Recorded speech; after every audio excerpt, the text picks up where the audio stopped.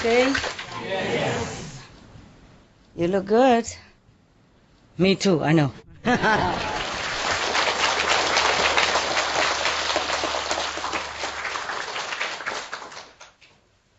Yeah? Everything okay, yeah? Who cooks for me today? Wow, you want to make me fat, man. Look at me. How do I fit in all these beautiful clothes? Yeah? These clothes, they already, allow the growing of the spiritual dimension. You see how big it is? Yeah? And I feel like my face is too small, I'm wearing this, like oversized.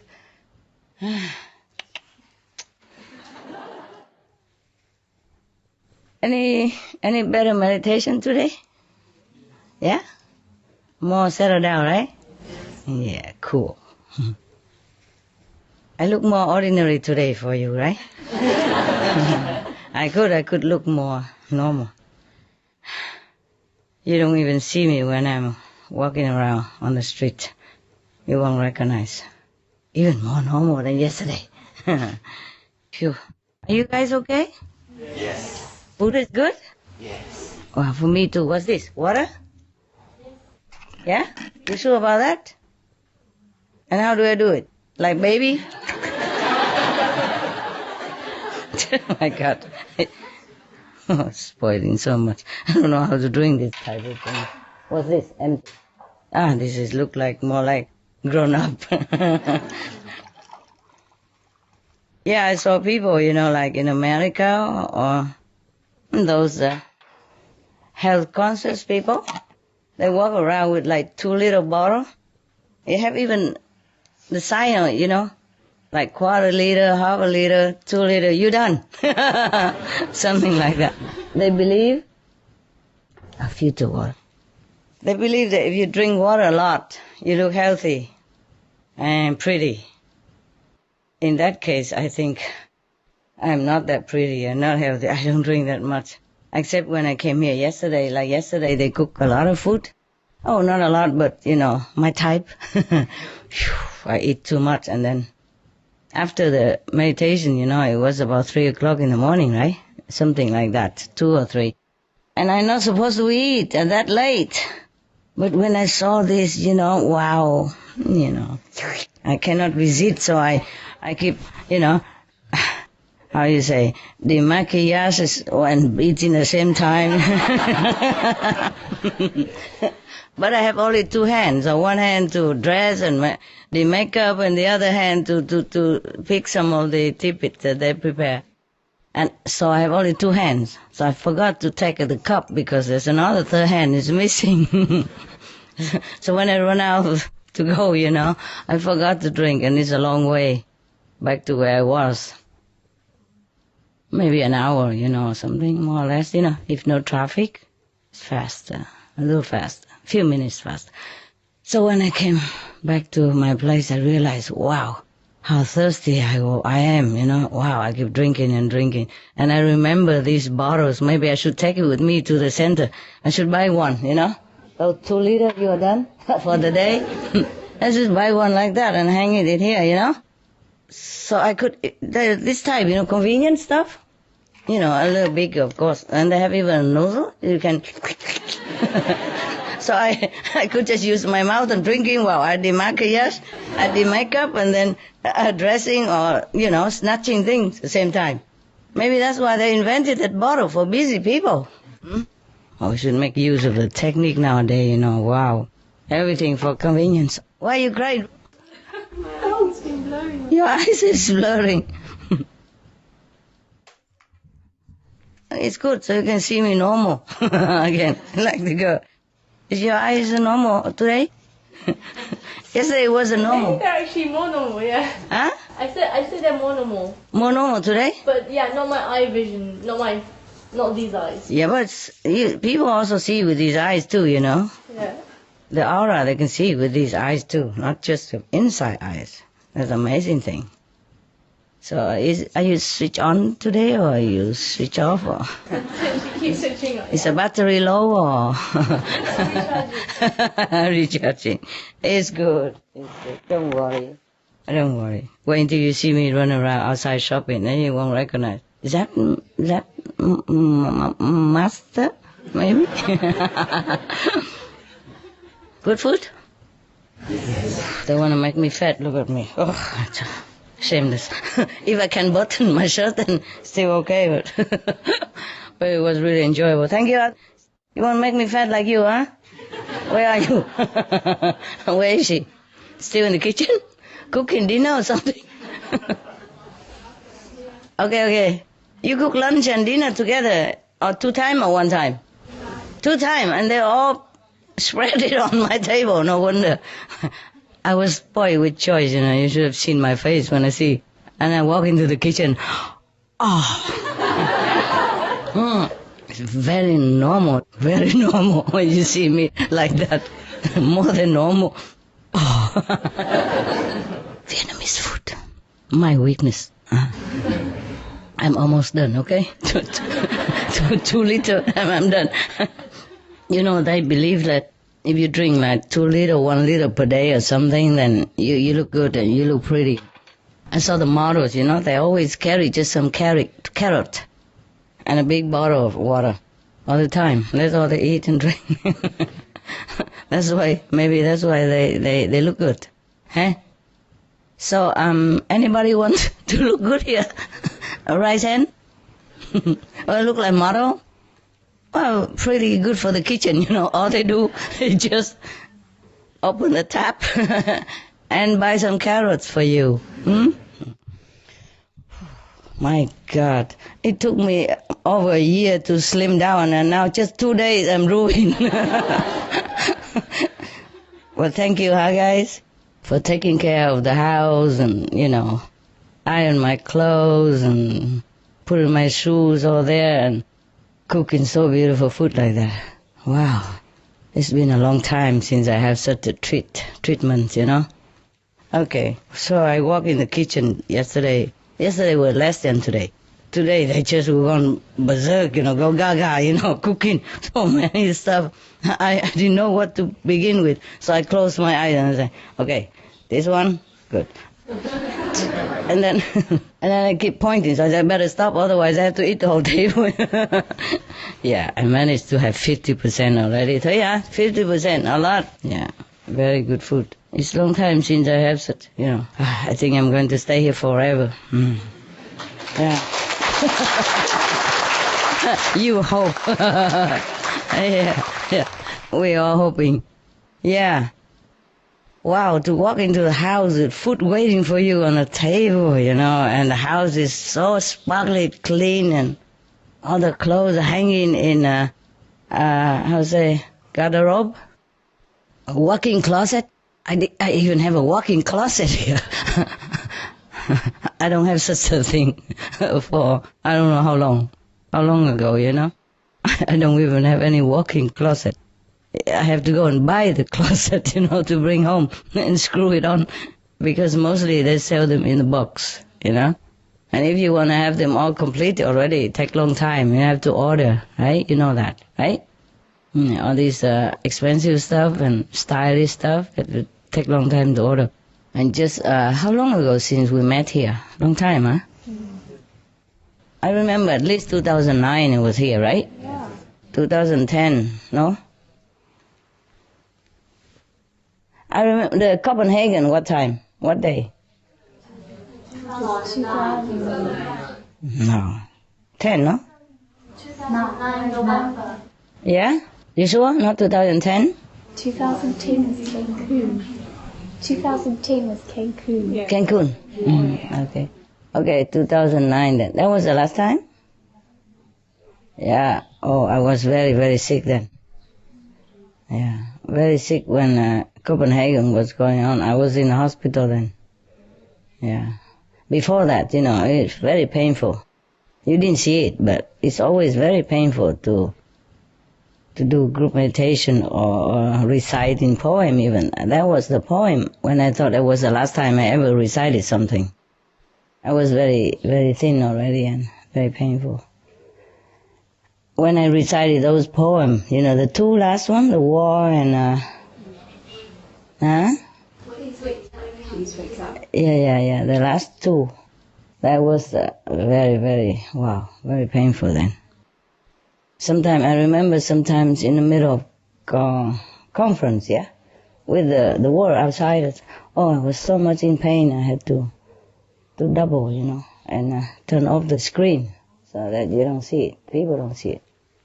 That was even before that, long before that. It just getting worse after a while, So that was 2009, Yeah. Then I remember that. Then 2009, And then I was in the hospital, and after that I recovered a little bit. Then I went to Cancun, yes. But at that time it's still not well, You still have to take medicine and do the checkup, follow up every month, a blood test, And then the last blood test, I couldn't go. And then I can't remember anymore. Time is too long, forget that. Okay, tell me something more about the internet stuff. How's your meditation today? Or you have any question about your electric power inside, on or off? You're not in Supreme Master TV anymore? Quarter? You went home? I'm in New Jersey now. Oh, I see, you chose it, that area. How could you come here? We just got the news, and then the sister and I booked the plane ticket, and we just came here right away. Wow, okay, yeah. You look more skinny now. Really? They didn't give you food or something? No, I feel like I gained more weight. You do? All we do is sit and meditate and eat. Oh, wow, what a life. Hard work. Tell you what, it's also good that we have Supreme Master Television, but it's good that we stop also, because you see how to eat and sleep and meditate. You mean your meditation all day? Yeah? Yeah? No. Okay. Normally when you meditate a lot, you don't feel that hungry. Yes. So what kind of meditation you doing that you feel you are more fat? It's okay. Do what you do. And feel good? Yes. Meditate better? Yes, very, very. Yeah. How about everyone else? Anyone who worked for Supreme Master TV before? Raise hand. 1, 2, 3, 4, 5. So you meditate 4, 6, 7. You meditate more now? Yeah, I saw you. Yeah? You meditate more? I mean, the one who really work almost like daily basis, No, Just occasionally, That's different. When the people who work on the regular basis, they don't have much time to meditate, and it's not good for them, and not good for the world. Also, even people who work occasionally, they also have to do other things as well. So we have a little bit less work now, and you meditate better, more? Yeah? Or not? What did you do all this time? We have more time now, because we used to do quite a lot of checking. Checking Transcripts. Ah, okay. After working at Loving Heart, and then we do it. It's okay. It's all right. So we have more time, yeah. Uh-huh. So now you're also in the restaurant where she works? Working at the moment for a while. Yeah? Yes. You just cook all the Western food? Westerner food? In your restaurant? Yeah, mainly. We have a mixture. We have a couple of Asian dishes. You always said about having loving huts in busy cities and, heavy footfall. It helps when you are in a busy area, Yes, of course. yes. But if you have a special good food, and sometimes even quiet area, people also try to drive there to eat. It depends. Yeah. But it helps if you are in a big town, in a busy area. But I don't know really. Now, for example, if you go to the beach area, you don't see that many people either. But Loving Hoods is always doing well. It's funny because we were buying in Brighton and it was 5 months into the sale. Yes. And then? I don't know, it was on completion day and we were in there just getting the keys and I got a phone call from the lawyer that something wasn't right with the paperwork to complete. And then? And it was almost as if we were taken to Spain. It seemed like we were supposed to be there. You know what I mean? I didn't really do much about it. It wasn't my plan. Understand. So I think we were there for a really good reason. We have been there for a very good reason because a lot of people have benefited and we've done some radio shows, talking on the radio. And I'm still doing maybe next week another show. And a lot of people have benefited a lot because they don't know much. How did you even know in Spain? Well, because I come down to do a music festival 4 years before with my trailer. And there was quite a good response. And I just thought, well, I just played around on the computer and had a look. And it was just... One restaurant for sale. It just felt like... Very smooth. Yeah. We have sunshine every day. Yes. Yeah. You could go breatharian, then you don't need any money. Eat the sun there, no? I'm thinking of taking it to Brighton maybe because you don't have vegan restaurants in Brighton. I wish I could help all of you also physically, yeah, somehow, but you just have to decide for your life. I cannot always gurgitate, and give food to you.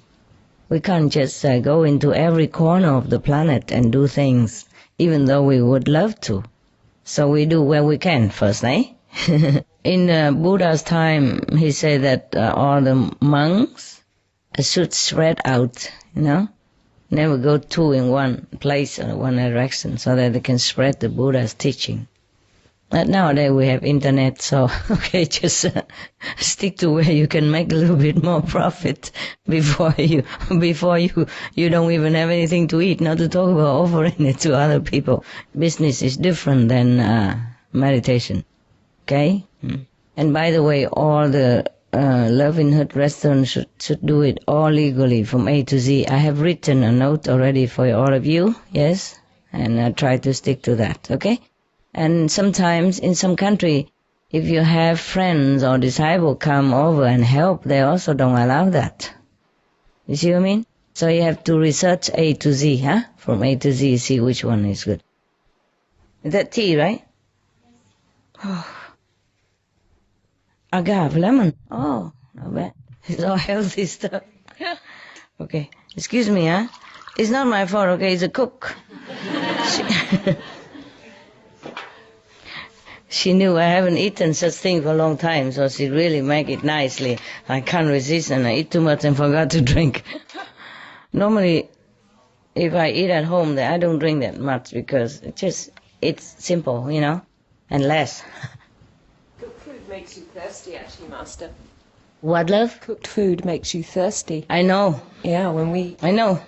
Yeah. My weakness. After I told you guys that I eat fruit only, I can't even look at fruit that much anymore. Just like after I told you about, brown rice, I don't even want to think of brown rice even. You take it all. Like yesterday, that's why I told you something good. I tell you to do this, do that, and I can't do it anymore. But I don't do anything bad, okay, except don't eat the brown rice and don't eat the fruit and don't eat the raw food and stuff. But I don't do anything wrong, okay? Don't think nonsense, No, accept those things. And accept, just like don't get too much attention for yourself, like that. I told you that. But I always do. Well, like when I see somebody so sick or something, not like beggar, but they're sick and they don't have money for hospital, I give a lot of money. And then, of course, they get attention, Then I had to leave. I have to run fast. This kind of thing, okay? I'm not doing anything wrong, okay? 5 precepts, no. Yes, yes. I do not transgress, any 5 precepts that you keep. Wow. That was good. Who cooks this one? I'm thirsty, so I can't really give good credit. Very good. Yesterday, I told you that we should thank all the god and goddesses, yes? Not just the 5 lords, but there are many, many, countless of them, even if they are not doing much, because they can do it if we are doing it. You see what I mean? like, okay, we become vegan and we live healthy, then of course the God of health has more excuses and also put more effort to help us. See? They cannot help us even if they want to, if we take poison to ourselves. You understand? Yes. So there is a saying in English, they say, God helps the one who helps himself. Remember? Okay. But nevertheless, one time, just like I was very angry with all the gods and goddesses. I said, my God, it's so easy thing to do. Just switch their mind, the people, and change them. And they say, no, that would be violate the, like the constitutional law, the free will. Understand me? I said, okay, in that case, then you don't have to destroy the planet. Just let it be. And because the Mother Earth doesn't want to go yet, number one, I asked her. And she said no. Yeah. And if the people want to kill themselves and continue to live that way, I said, let them be. You understand me? They come back and forth and pay their own karma, And you don't have to destroy the whole planet. I was very angry one time and was screaming at heaven. I was screaming at heaven because everybody was praying, to save the planet. And of course, I also do my part, but if they continue that way, it's very difficult, And then I said, okay, if they want to be like that, why not, let it be hell. If hell people want to continue to exist that way, then let it be, There's a lot of, bargaining going on, eh? Yeah. But meditation do help, okay? We balance the vibration of the world, understand? And also uplift the consciousness of people. Not by being forced to do it, but it's just like influence, subtle influence, and it really helps. Yes, it's like, how to say, well, if you're thirsty, drinking helps, no?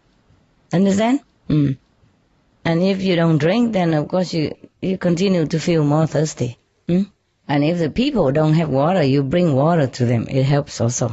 Yeah. So even outside people, they don't meditate and they eat meat and all that. But the majority, they don't. You see, they eat meat, but they don't know anything about that. They don't even kill the animals. So it helps if these kind of people, if we meditate and send them the message, you see what I mean? And then they will also change. Maybe slowly, but they change. And they will not know why they change, but they feel something change in them, and they would like to switch to a more benevolent lifestyle. Vegetarianism in religion. The Baha'i Faith. Regarding the eating of animal flesh and abstinence therefrom, know thou of a certainty that, in the beginning of creation, God determined the food of every living being, and to eat contrary to that determination is not approved. Selections from the Baha'i writings on some aspects of health and healing. Buddhism. All meats eaten by living beings are of their own relatives. Lankavatara Sutra. Also, after the birth of the baby, care must be exercised not to kill any animal in order to feed the mother with meaty delicacies, and not to assemble many relatives to drink liquor or to eat meat. Because at the difficult time of birth, there are innumerable evil demons, monsters, and goblins who want to consume the smelly blood. By ignorantly and adversely resorting to the killing of animals for consumption, they bring down curses upon themselves, which are detrimental to both the mother and the baby. Ksitigarbha Sutra. Be careful during the days immediately after someone's death, not killing or destroying or creating evil karma by worshipping or offering sacrifice to demons and deities, because such killing and slaughtering committed, or such worship performed, or such sacrifice offered, would not have even an iota of force to benefit the dead, but would entwine even more sinful karma into previous karma, making it even deeper and more serious, thus delay his rebirth to a good state. Karma means retribution. Ksitigarbha Sutra. Cow die. The most important thing is to stop killing. because animals also have souls and understand like humans. If we kill and eat them, then we owe them a blood debt. Teachings of the Saints. Christianity, meats for the belly and the belly for meats, but God shall destroy both it and them. Holy Bible. And while the flesh was yet between their teeth, ere it was chewed, the wrath of the Lord was kindled against the people, and the Lord smote the people with a very great plague. Holy Bible. Confucianism. All men have a mind which cannot bear to see the sufferings of others. The superior man, having seen the animals alive, cannot bear to see them die. Having heard their dying cries, he cannot bear to eat their flesh. Mencius. Essenes. I am come to end the sacrifices and feasts of blood.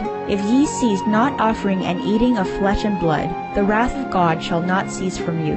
Gospel of the Holy 12. Hinduism. Since you cannot bring killed animals back to life, you are responsible for killing them. Therefore, you are going to hell. There is no way for your deliverance. Adi Lila. He who desires to augment his own flesh by eating the flesh of other creatures lives in misery in whatever species he may take his birth. Mahabharata, Anu. Islam. Allah will not give mercy to anyone except those who give mercy to other creatures. Hadith. Do not allow your stomachs to become graveyards of animals. Hadith. Jainism. A true monk should not accept such food and drink as has been especially prepared for him involving the slaughter of living beings. Sutra Kritanga. Judaism. And whatsoever man there be of the house of Israel, or of the strangers that sojourn among you, that eateth any manner of blood, I will even set my face against that soul that eateth blood, and will cut him off from among his people. Holy Bible. Blood meaning flesh. Sikhism. Those mortals who consume marijuana, flesh, and wine, no matter what pilgrimages, fasts, and rituals they follow, they will all go to hell. Guru Granth Sahib. Taoism. Do not go into the mountain to catch birds and nets, nor to the water to poison fishes and minnows. Do not butcher the ox that plows your field. Tract of the Quiet Way. Tibetan Buddhism. The offering to the deities of meat obtained by killing animate beings is like offering a mother the flesh of her own child, and this is a grievous failure, the supreme path of discipleship. Zoroastrianism. Those plants I, Ahura Mazda, or God, rain down upon the earth to bring food to the faithful and fodder to the beneficent cow. Avesta.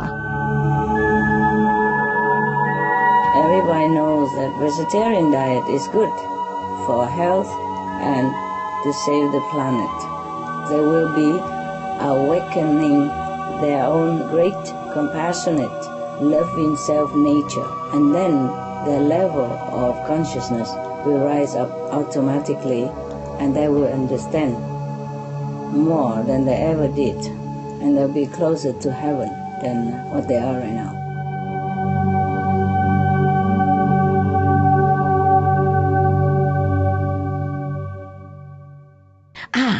There's another thing, also about taxi driver. All my people are taxi driver. I have no prince story to tell you, princess or anything like that. Very interesting.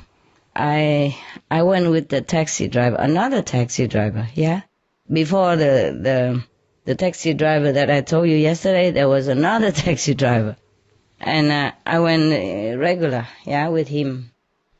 Not daily, but often. And then he's also very kind and help me with grocery whenever I need. And he go inside even and tell me also this is what, you know.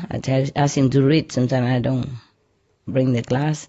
Read the ingredients for me, and he does all that very nicely. But he has one trouble. He smokes.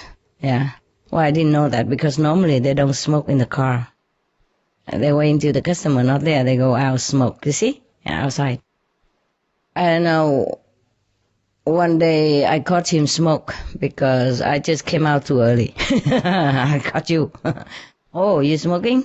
I said, oh yeah, just, you know, very little. I say, how little? I asked him how little. I say, well, maybe half package, 3/4 package a day. I say, why don't you finish the whole package? Kill yourself earlier, man. Why die slow? You know, die quick. I'm just joking with him. I was in Spain at that time. A lot of smoking in Spain on the streets everywhere. A lot. Even women. Yeah, a lot of women, young girls. Italy also. Yeah. So now, okay, we are going that way, and I don't know, we just get talking, you know? Yeah, you're talking, and I told you when I'm out, I talk, you know, and just nonsense like everybody else. If you see me then, you surely think I'm pretty normal. And then he say that he's divorced, yeah? His wife is with another man now, and he's with his son. And he has a girlfriend who comes to him, you know, like they come, not every day, but they don't stay together, they just see each other. It's okay, everything fine. And then, but he sent his son to college and all that, you know, even then. So I feel he's a good boy, yeah, good father.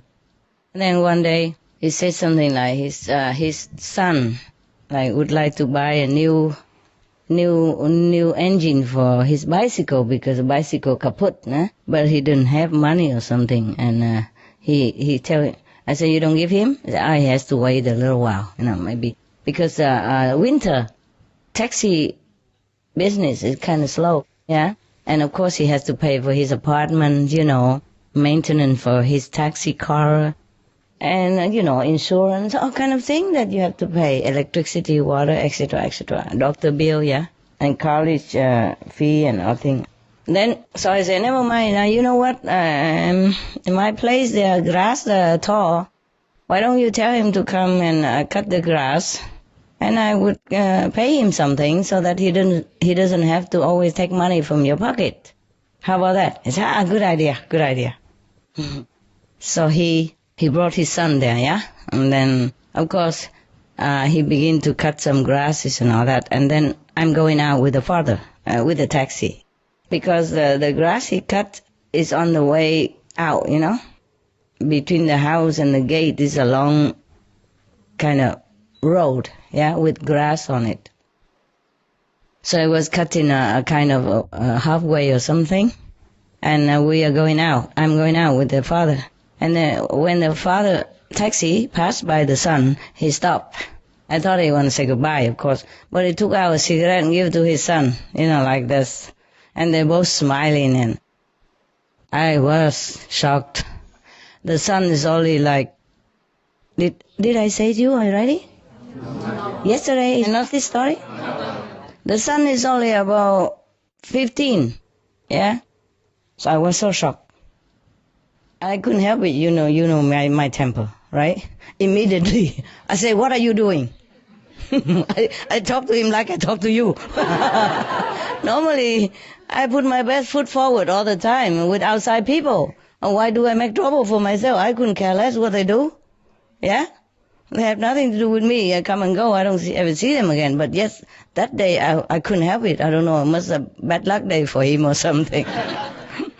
But we've been together for a while already, you know, driving, and then I'm always generous with him, yeah?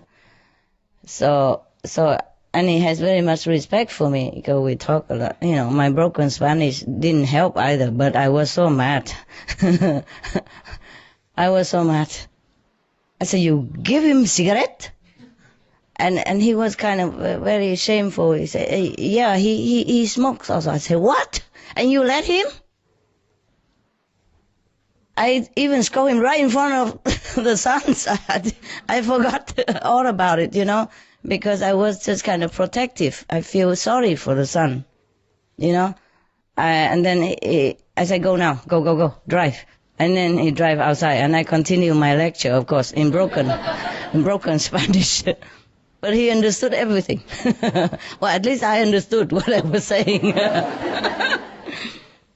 I say, look here. He's only 14 or 15, yes? He's very tender. His body is not built up well. His bone is not really completely formed yet. And you, not only you don't forbid him to smoke, not only you don't make a good example of yourself, you smoke, and then you don't even tell him not to smoke, and then you encourage him to smoke like this. What kind of father are you?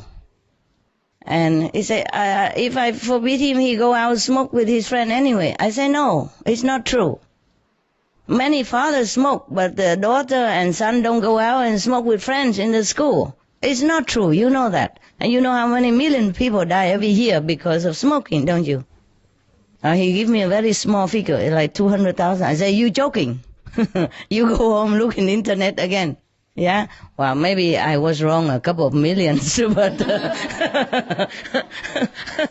but, I mean, related death, you know? It could be millions. Understand? Many millions.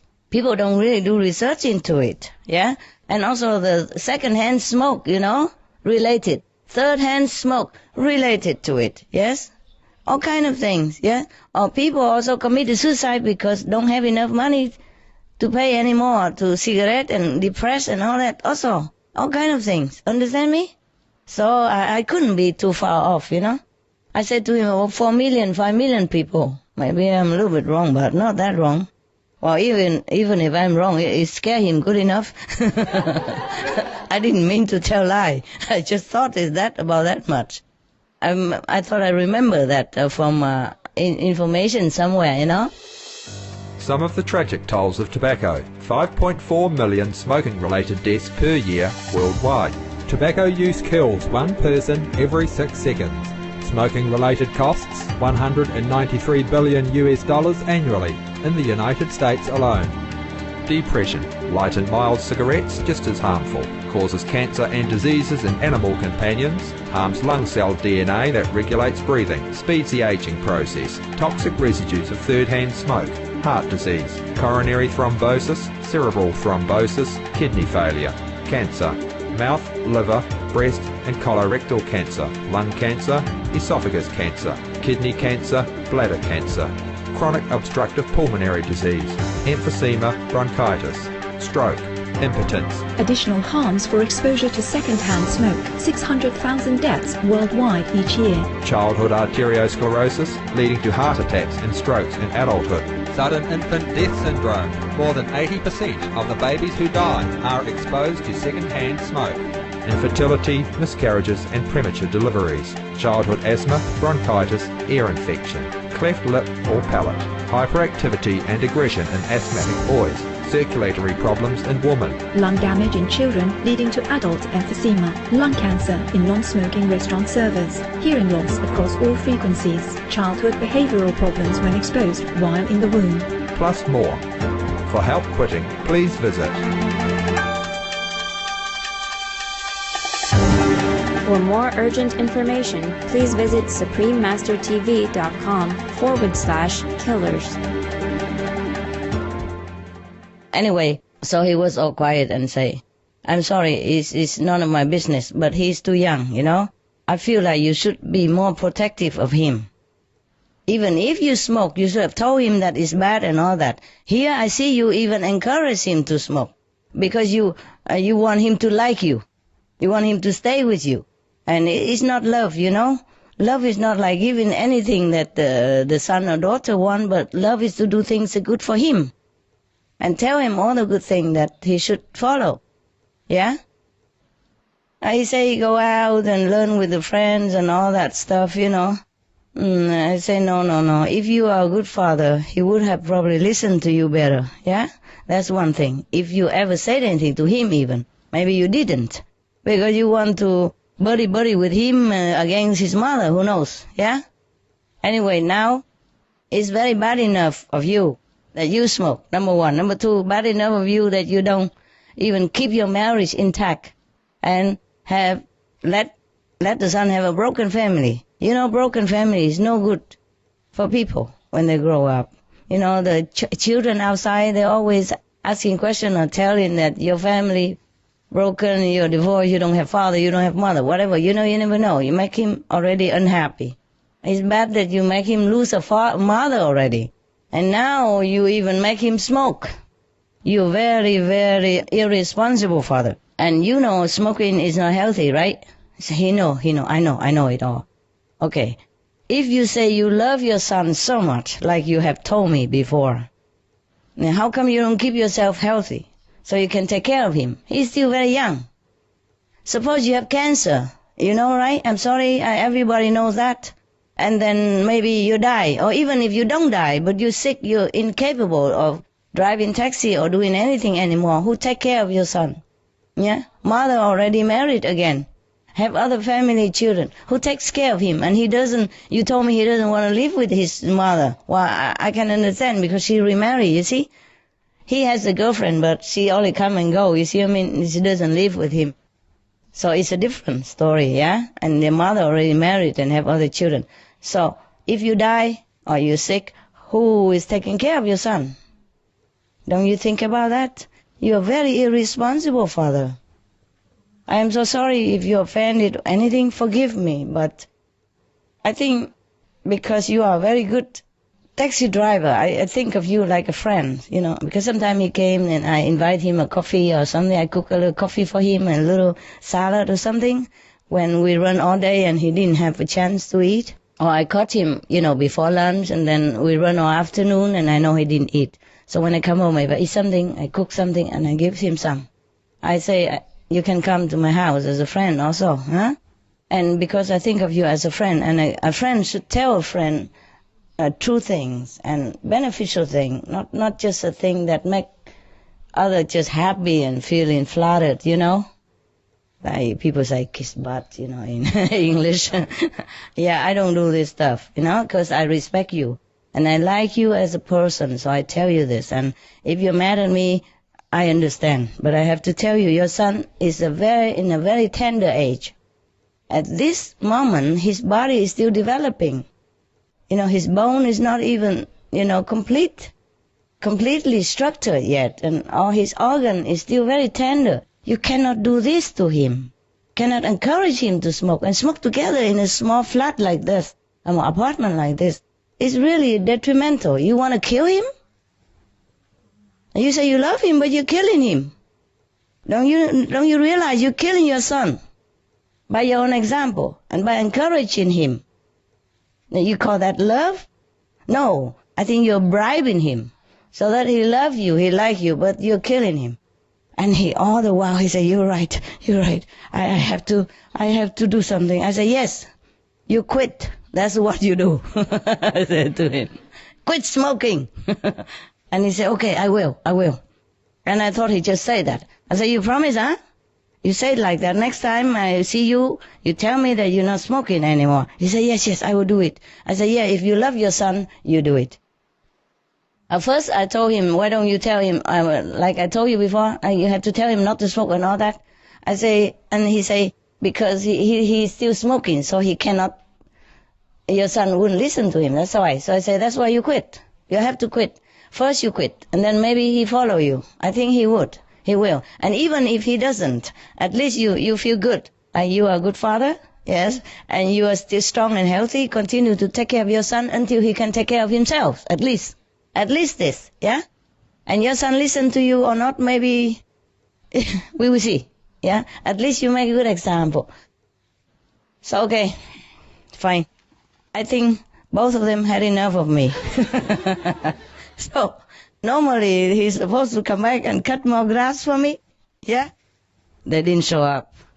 Fine, I understand. I also didn't call him either. Next time I call a different taxi driver. I also want to show him that I don't care. Okay, so he doesn't come back, you know?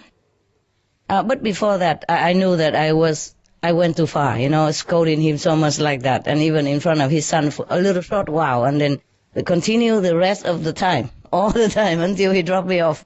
And all the while he just says sorry, and he's bad, and he would try to quit, and blah, blah, blah. So anyway, but he still take me to the market, you know? I knew I went a little bit too far, but so I went in there to buy some jacket for the son, you know. It's winter, and he didn't have much, it's so cold, and then I buy something for the son, yeah, some clothes, yeah, and then some for the father also. I give it to them, and they were very happy, but still didn't come back to cut grass next day.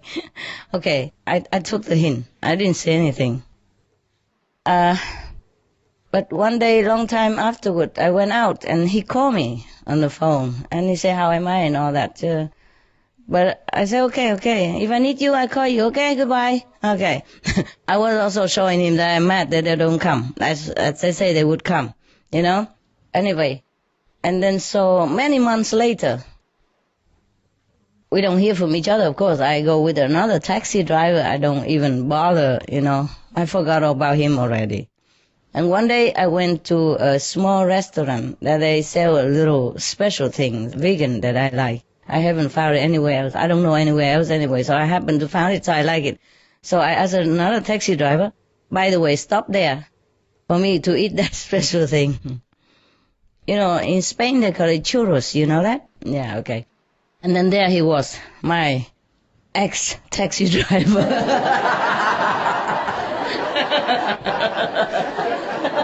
He was thinking my ex something. Okay, my ex-taxi driver. Oh, I was feeling a little bit, a little more awkward also, and he was also very awkward.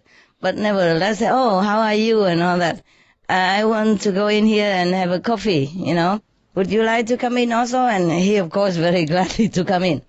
He was waiting for his turn, yeah? He wasn't having work or anything, so he came in and have a drink. And me and other taxi driver as well, and him. That's a two taxi driver. One ex and one, and one, how you say, incumbent? Yeah. So we talk, and then I just asked him, you still smoking? He said, no, I quit since I last saw you.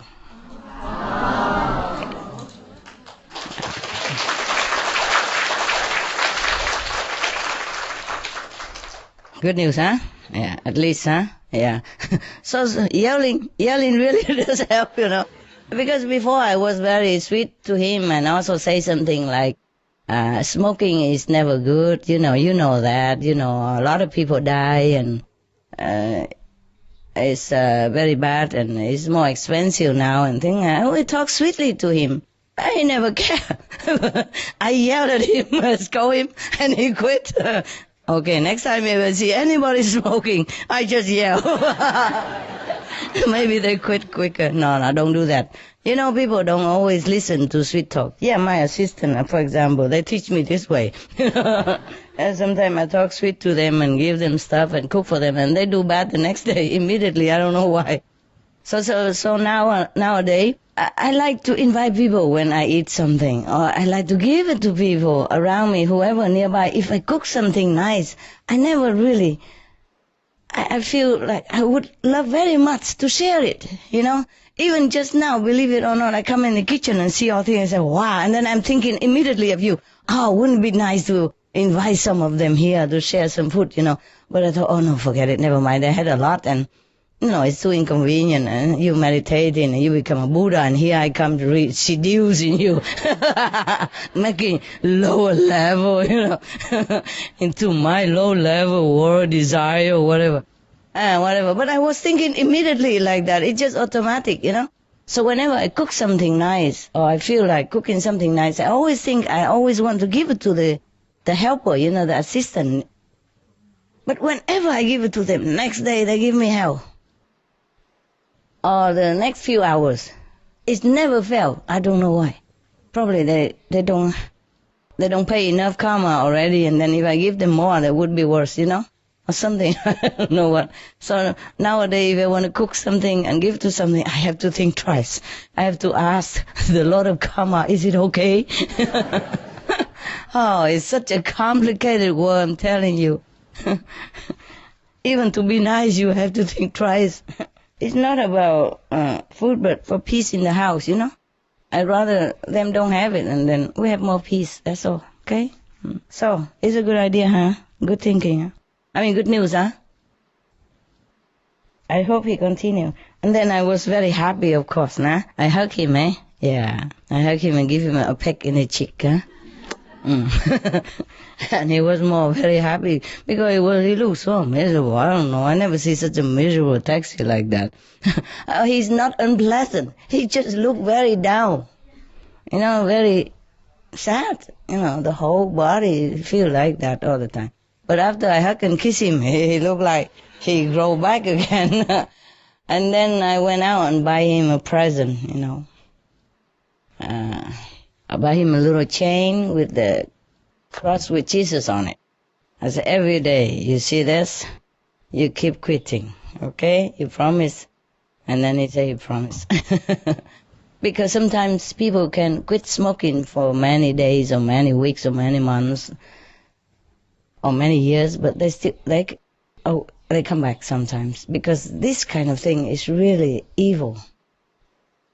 Cigarette and drugs, they're really evil. They just like, clutching you, very difficult to get rid of. Besides, his son is still smoking, that's making him very tough for him. See what I mean? They live in the same apartment. And even though the son smokes outside in the balcony, but still every time he passes by, he bring the smoke out, the cigarette and go out smoke. Imagine how difficult it is for him, and he's still holding tough for many months. So for that I really appreciate him very much, and I really, I say you're really good, very, very good, very courageous, very strong man. You're a good father now. I'm very proud of you. And I went out and take him out, to buy him this present so that every day he can remember and be strong. And I say, tell your son, if he also quit smoking, next time I see him, he will also get a present like that, or different one. Just like that, and then say goodbye. Okay, my nice story, yeah. Smoking bans save lives. Quitting smoking and restricting alcohol consumption, along with more exercise and higher fruit and vegetable intake, reduces the risk of strokes by more than half. United Kingdom's ban on smoking in public places reduces passive smoke effects, which are linked to loss of life for more than 11,000 people every year. In the U.S., the Substance Abuse and Mental Health Services Administration said that sales of tobacco to underage youth have reached all-time lows in all 50 states.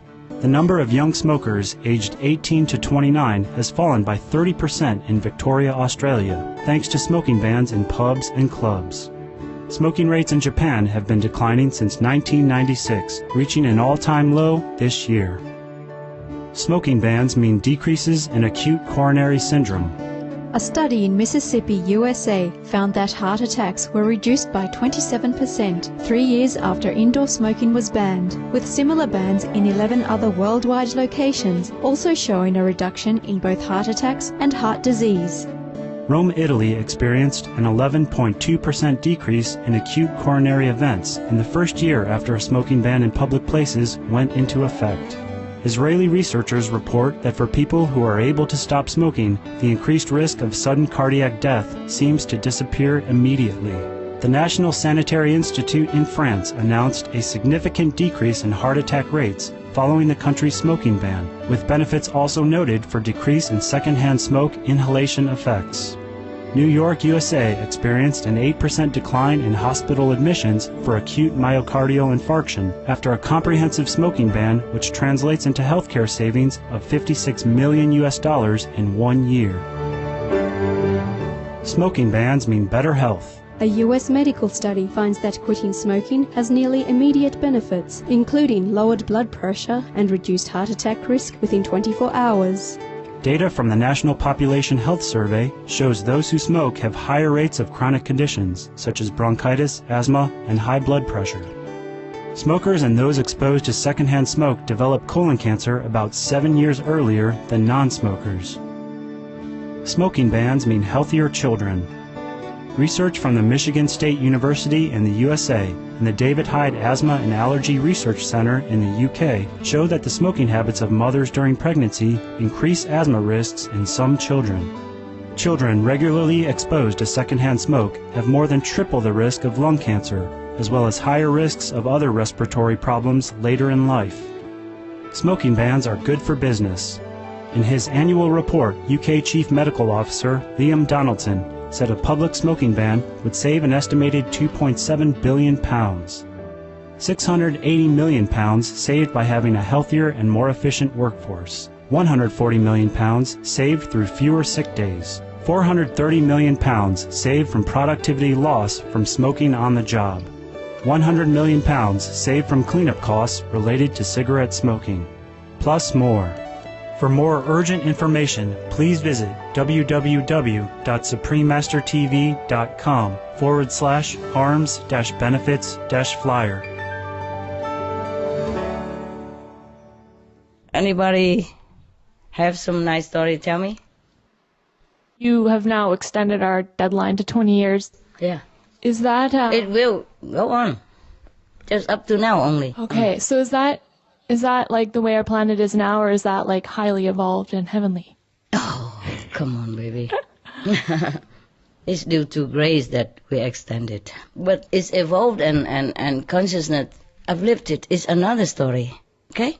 So that part's sort of up to us then? Huh? That part's sort of up to us then, like our whatever speed we want to go. Yes, but if a lot more people meditate also, and with the intention to spread the good vibration, the blessing, many highly developed, highly evolved personage on this planet, teachers, masters, and high yogi, good meditation people, then of course it will influence other people and uplift their spiritual consciousness as well. Okay? But even if they haven't evolved, the 20 years is a gift. Do you understand me? It's a different things, different story altogether. Huh? Never mind. When you leave this planet, you will know what happened. You will know why. Okay? Yeah. Yes, by the way. Anything else? I was just going to ask about December 2012 again, but I suppose we'll just wait and see because it seems to be so significant to me. Oh, just a few more months. Be patient. Oh, no, that's what I mean. We'll wait and see. I don't want to spoil the film. Exactly. It's exciting. It's exciting. Suppose you see the film and then I tell you to do the end. Remember the story I told you about the usher? The usher in the movies? Mm-hmm. Okay, the guy went into the movies. Yeah? And normally you have somebody who usher you into your seat. Yes. And people maybe sometimes give him a tip or something. Yeah? And that guy, not only he came late, he didn't give any tip. Yeah? So the usher whispered into his ears, say, she did it. The wife. You got it? Okay. You never know. Things will change a lot also as the days go by. Yeah? So we just wait and see. Right? Something to look forward to, no? Yeah, I'm lazy to even look into it. If we die, we die. Who cares, yeah? The most important is how we live. Okay? And we live very well. Since the day of initiation, no? Or not? Yes. Yeah? Good.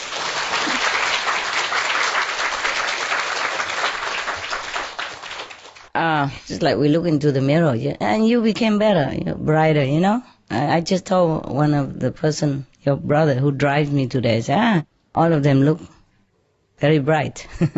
You know, the abnormal stuff. Yeah.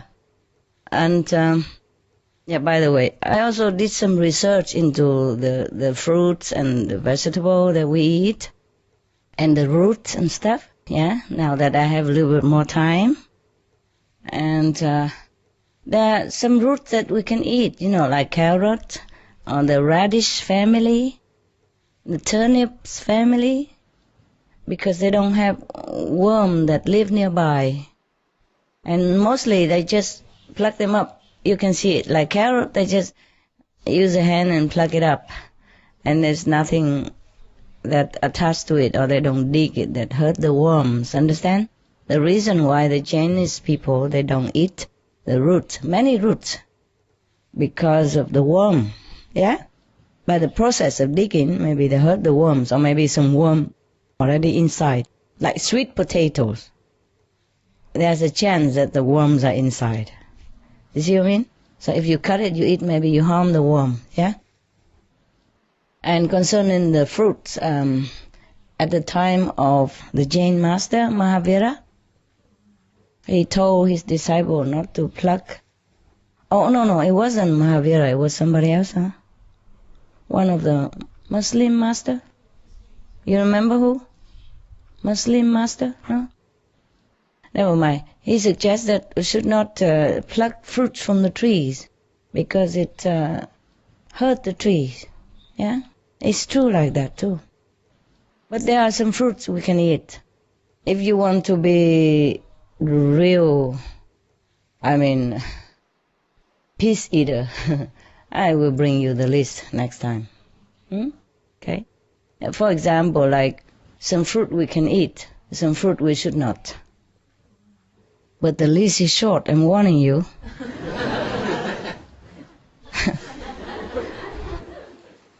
Yes. If you want to truly live by it, I can also give it to you. If you want. Do you want? Yes. Wow. Okay. I don't have it here, but maybe I can bring it tomorrow if I can find it, okay? I can ask the assistant to send it, but they're sleeping now. Only I work, but they normally sleep.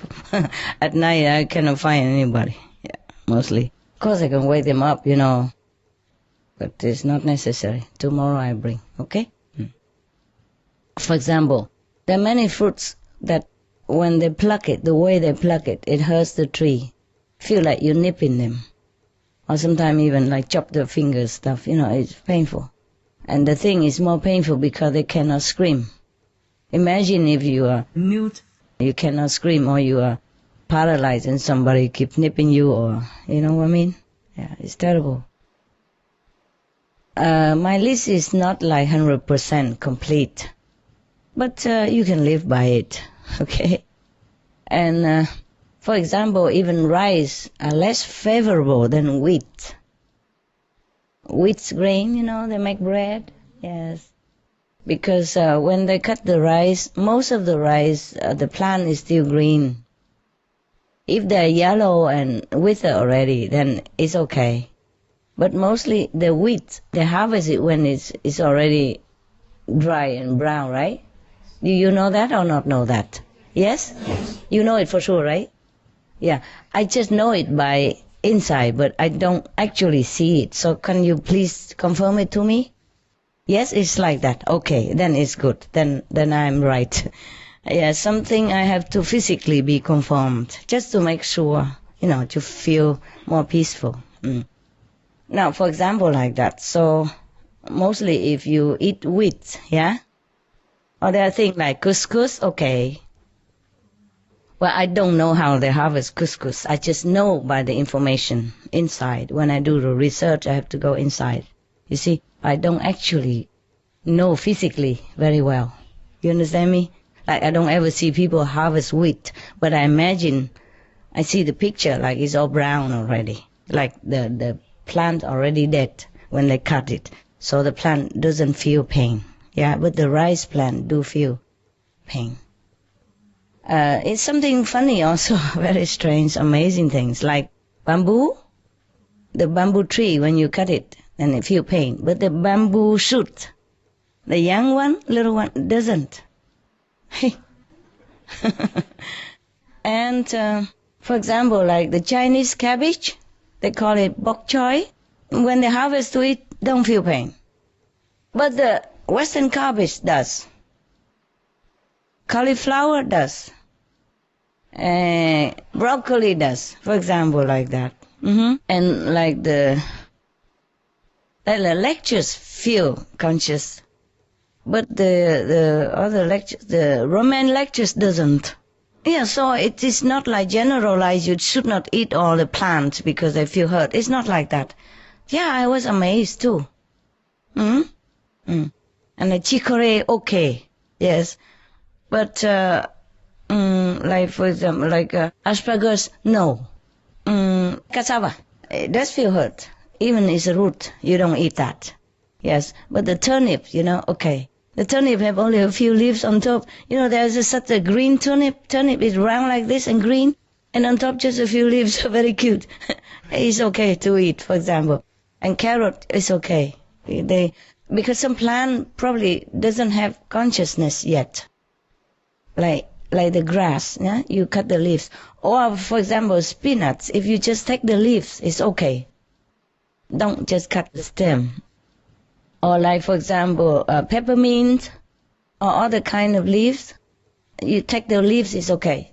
Don't take the whole stem. For example, like that. And cucumber is okay, but zucchini not.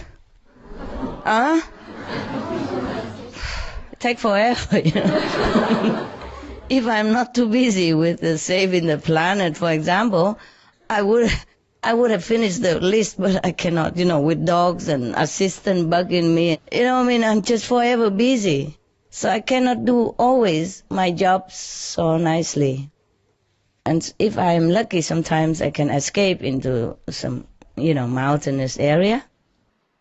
Be alone, then I'm happy and can do my job. That is where your list come from. And your 20 years are from, for example. And why you say you're lonely? You stupid. You feel only lonely within humans group. You never feel lonely if you're alone. Then go to be alone. It's a privilege. It's nice to be alone. How can you be alone and feel lonely? I'm only lonely when I'm with people. With my assistant, for example. When I'm alone in the mountain, I feel, oh, God, like heaven. I wish I could stay there forever.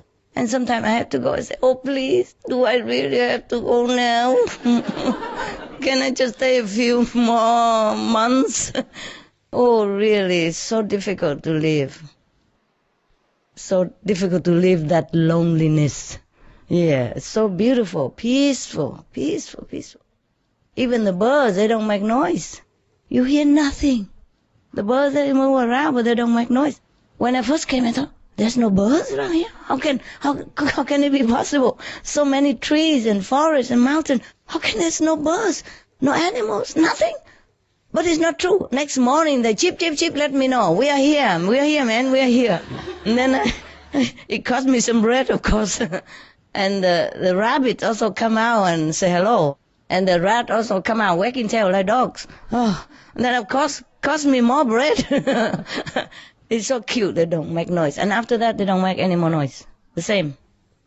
I never been in a place where has no noise like that. I mean, absolutely no noise. Just like you're in a coffin. Or in a insulated room. A bunker or something. Shut. Wow, beautiful. I just never wanted to leave. I never wanted to feel alone. I was absolutely alone then. I mean, before I was with one or two people, but I was alone, when the last, it's so beautiful. Yeah, you thought you would feel scared, live alone in a mountain with no neighbors around. I mean, neighbors very far away. And neighbors, they just come and go. They don't even live there, They come weekend or holiday sometimes, or once a year, twice a year. Nobody. And birds don't even make noise. Oh, that's a beautiful place. Never mind. So, it's not lonely to be alone. It's lonely to be with people. It's true like that. I tell you honestly.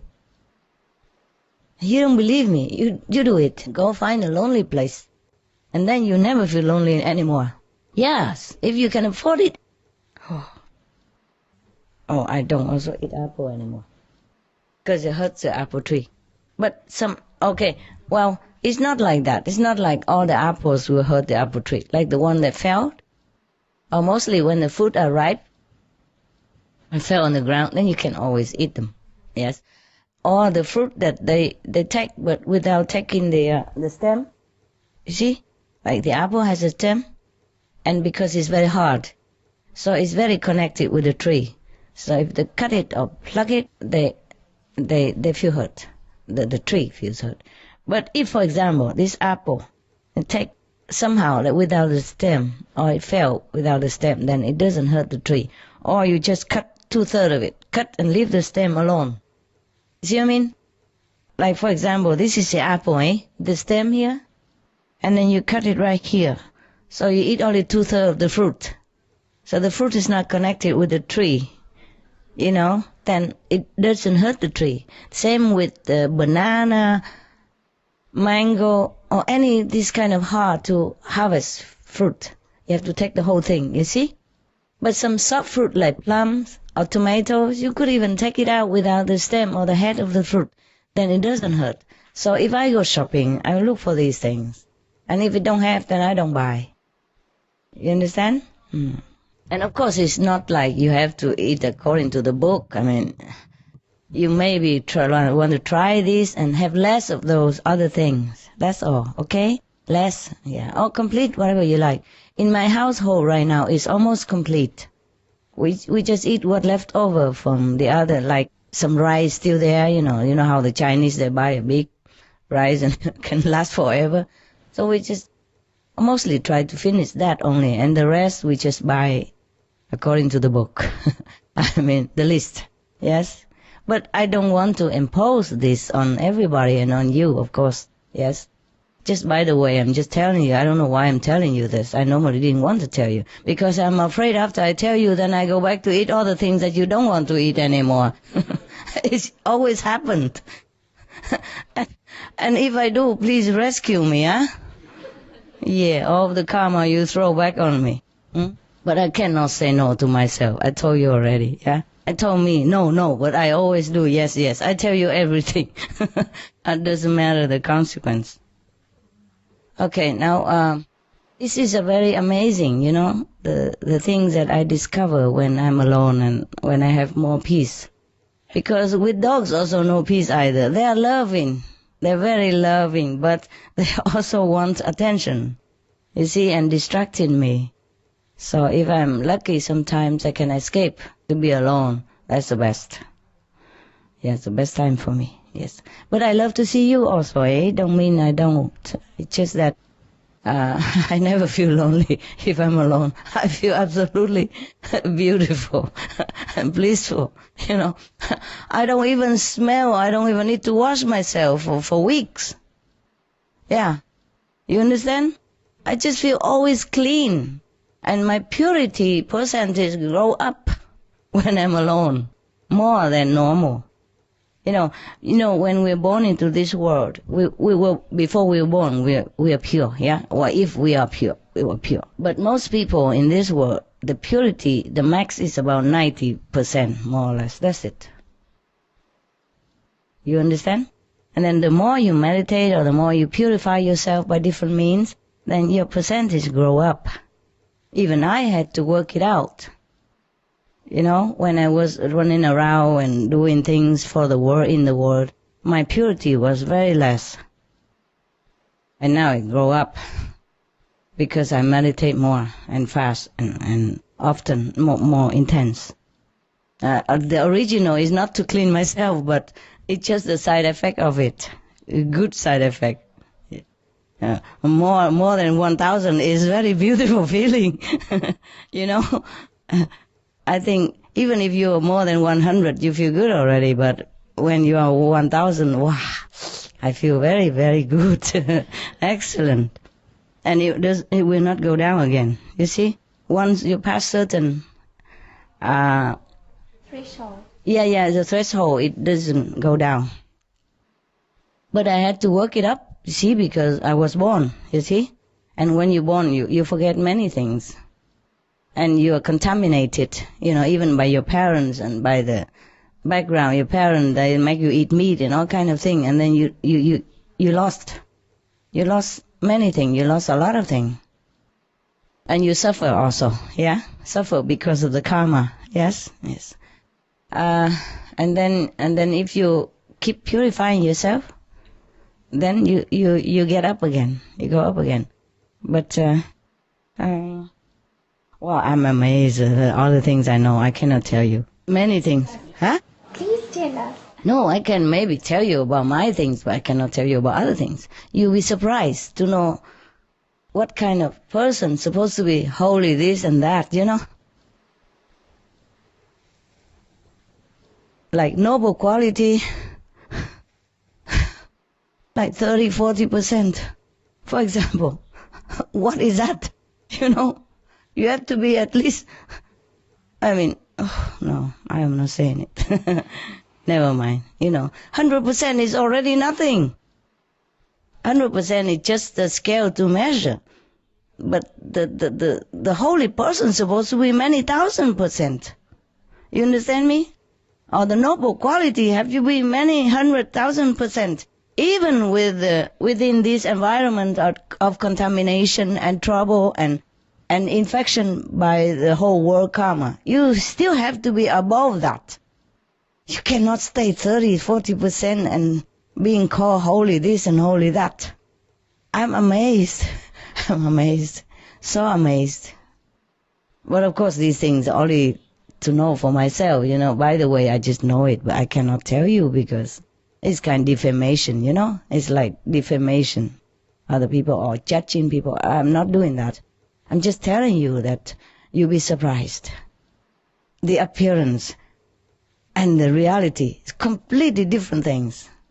And some people look so sweet and gentle, but they're not. They're so violent inside. And some people look a little bit like, temper, but they're not. Inside they're very sweet, very, very holy, very benevolent, very loving, very kind. You understand me? Yeah. That's why they say the cloth doesn't make you a monk. Yeah, it's truly like that. Oh, it's so amazing. So amazing. Many things that you have to discover by yourself, but you have to have time. But if you feel lonely to be alone, then you won't get it. Most of us, we like to be in a group, you see? Convenient, Just like me today or yesterday, came in, the house is all clean and I don't have to take the broom and I don't have to take the vacuum. I don't have to cook, and clean afterward, everything. It looks so like, wow, nice, nice for a change. My God. I feel like it's a completely new environment. I feel like I'm a Cinderella coming to the palace kind of thing, Because at home I have to consider how much I should use. Like I don't want to use a second plate. I want to use the same plate so I don't have to wash more. You know what I mean? For example, here I take everything and just spread it all there. And then when I change my clothes to go home, I just throw it everywhere. I know somebody's going to pick them up. It feels so nice to be lousy. You know what I mean? Normally at home, I don't do it because I will have to pick them up later, so I don't do it. I change in the bathroom, for example, then so I throw them all in the machine or I throw them all in the bucket. Later I use, depends on where I live. If I live in some place there is no running water, then I have to throw in a bucket, of course. But if I live in the city somewhere, then there's a machine. I throw it all in the machine, so I don't have to pick them up later. Yesterday I feel like a princess. Oh, my sock, just throw it there. The other one over there. And then when I look for special things, like the stockings or something to wear, I just dig the whole thing up to look and I don't bother to even put them back in where they belong. Like at home I say, so nice thing just to, to be like those rich people. They just throw things everywhere and the people in the home, the personnel will come pick them up and wash them. I don't have to worry about the bathtub or the shower afterward or even my makeup and all that. I just put it everywhere. I pick them and then throw them there, I don't deliberately throw them different places or they have to go and pick it up. But what I mean is I'm not careful like all these years that I have to do. Huh? Tidy, yeah. Because first of all, it's very late anyway. Yeah. Second, I know with some people here have been taking care, and I want to be spoiled for a change. I want to be bad for a change. Not a good girl, not a tidy housewife. Oh, it feels so good yesterday, and I told my driver, I feel like a human being today. More, I feel like a princess today, because I throw everything everywhere, and I don't have to pick them up. But it was 3 o'clock in the morning. I'm excused, okay? And you don't do that at home and say, Master, tell me this. Because you are the one you will have to tie it up later on. Unless you have a housekeeper. Even with a housekeeper, Master, I'm very tired. I understand. You don't do that to a housekeeper, of course. But here they love it. They love to pick things up, The more picking, the more blessing. I don't know. So I just spread the blessing all over for them to pick up. Yeah, I said, my God, what a life. I told the drivers, come in and the food waiting for you on the table. Wow. And you don't have to pick up your socks afterward. You don't have to wash dishes later on. Wow, what a nice thing to have. Because a long time already, I live independently and alone. Even I have assistants, but they just take care of dogs, and their quarter. And my quarter, I take care, Like if they live downstairs, they take care downstairs and their own clothes and dogs, and, And then I let them more time to meditate, yeah? And my upstairs, I take care, I clean, I wash, I wipe the floor and everything. I cook, wash dishes, yeah, for example. But sometimes I go out and come back and they bring the dogs up and they saw all that and they don't clean up. It's really not nice. You know, when I went out and work all day and come home and see the dishes the same like when I left, it's not nice. I mean, humanly, from human to human, it's not nice. Because when we're busy, you know, not like deliberately, but when we're busy, when like moving or do extra thing, I even help them to wash and fold their clothes. So they should have done the same to me, not like because I'm a master or anything, but because to be nice to each other, you know? Yes. Or I even cook for them sometime, you know. So they should be the same to me, not like because I'm a master or anything, but they should be nice. Because we live in the same house, you know, and if they know I'm busy and went out all day, past midnight and they bring the dogs up. And normally they bring the dogs up about 11 to my quarter, you know, 11 evening, the last one. So they see all the things like that. They didn't even wash my dishes, just a few dishes for me and tidy up, you know. And just put a working list there, like what they want me to do, you know, like a shopping list or something. Working okay, but tidy up, no. This is not nice. I was really feeling a little stink, you know? Sting, yeah? Not stink, sting, yeah. I feel a little hurt, nah? A little hurt. I feel like it's not nice people, yeah? But I didn't say much. I just said, what kind of assistant are you? I mean, you know, I've been out all day and came home so late, and you shouldn't put the list there, right where the dishes and thing mess up in the kitchen. Not much. It's only 2 or 3 plates, you know, and some spoon. You know, at home, I'm very simple, you know, just 1 or 2 dishes. Nothing much. But still, you know, I could do it, of course, even if I came home late. I could do it the next morning or so, but it's not nice of them. You understand me? The 2 people in the house, 1 man, 1 woman, and grown up already. It's not like teenage. You know, 30, 40, or 20-something already, 24, 25, or 30-something already. It's not like young and you don't understand things. Yeah? It's just a common thing to be nice to each other. And I was very disappointed that you know, they're not loving and kind, that's all. You know, I could do it, even if I'm that tired. Just to wash a few dishes is not much. You know what I mean? Yeah. But it's really not nice. Yeah? So here, so psychological, you know, I just left everything there, you know, wherever I took the clothes, I just leave it there, you know, and it just feel, wow. But why did I tell you about this? What was it? Oh, we all like to be in group. Yes, loneliness. Yeah, loneliness, being in group. It's not just because loneliness, but it's convenient, you know? Like when you're in a group, if you don't do this job, somebody else will do it. And like even if you have to cook, you know, but you cook once a while and everybody else also cook and then nice, you know, it's more convenient this way. It's like you come here, somebody will cook for you. See what I mean? Yeah. And you just do a little bit, tidy up here and there, and mostly you don't do much, yeah? And even if you work, maybe like in the Supreme Master Television, for example, huh?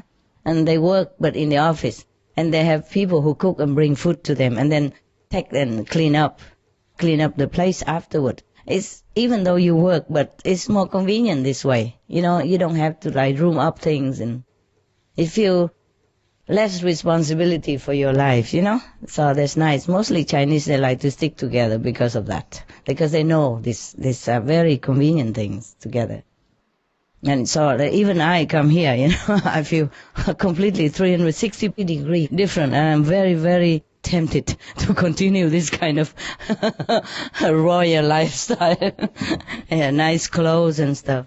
I don't really care that much, but what I mean is I don't have to take care of the clothes afterwards, you know? Even if nice or not nice, yeah. It's very, it feels like, I say more, I don't know what. Convenient, lazy, you know? So, but if we are alone, we don't feel like we miss this thing. Okay? Now I come here, I feel very nice. The food waited for me on the table, and at home nobody washed my dishes. And I feel a big comparison, of course. Yes? But it doesn't mean that I prefer this lifestyle. Yeah? It's okay like this. I love it very much because long time I don't have this treatment. I love it. But it doesn't mean that I would prefer this than to go in the mountain, being alone and meditate. There are different lifestyle and different benefit. You see what I mean? Here, benefit maybe just physically and mentally. Peace, yeah? Peace. They don't have to worry about things. I don't have to go shopping and cooking and washing. Yeah, physically it's more convenient and easy. But if you're in a mountain alone, then you're more at peace with yourself and with the whole heaven. Yes. You can communicate more with heaven. Yes. I mean, more consciously. Okay. Very beautiful. If you feel really lonely to be alone, you should try that. Then you know what I mean. You won't feel lonely at all if you're alone. It is a paradox, but it's like that. Did you guys try? You did? You feel good? Yeah? Yes? Mm-hmm. Just be alone, then you don't feel lonely. It's funny. The more boyfriends you have, the more lonely you feel. I assure you. You feel fed up, disappointed. You know? Mm. Because you expect things from men. They're not. They don't have. Sorry. And they expect things from you, maybe also you don't have. Yeah. Actually, you don't really, I don't know. You don't fall in love with lover. You fall in love with love, you know?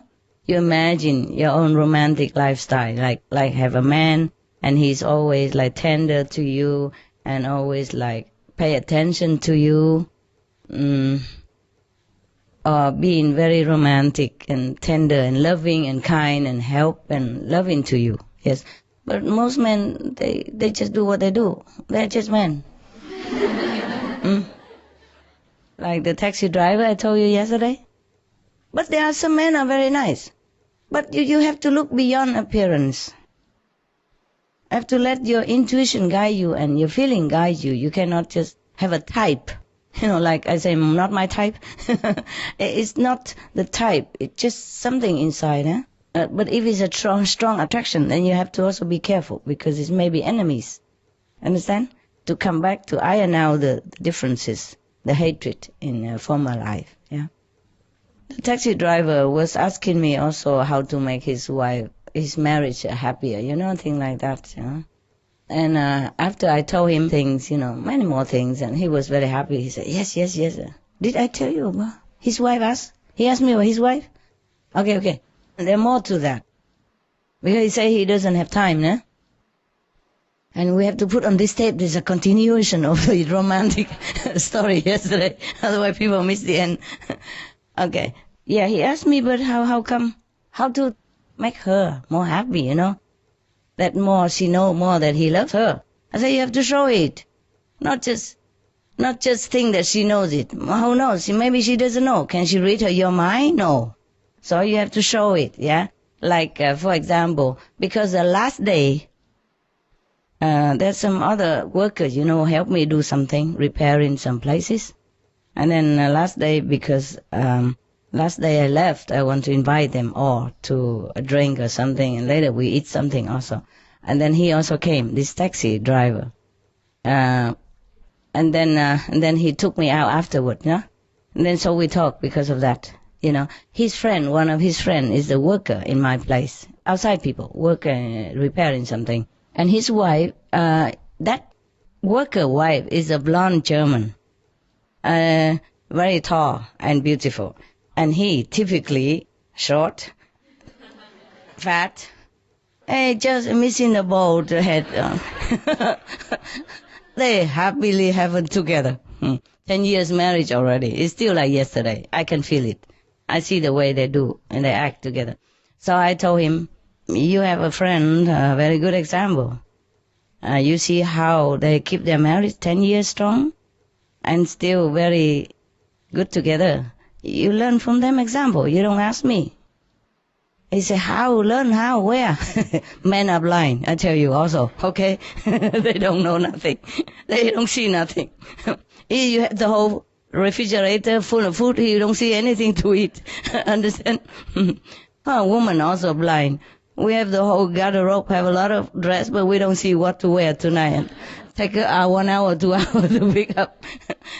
Okay, now, I say, how learn? Where? What do I ask him? I say, you don't have to ask anything. You look at him. You see, I only saw him today, but I noticed how he treats his wife nicely. That's why they're very happy together. Well, apart from that, he's short and black and she's tall and blonde. Yeah? More normally he's like that. He's much taller than him, about this much. You see what I mean? And they're happy together.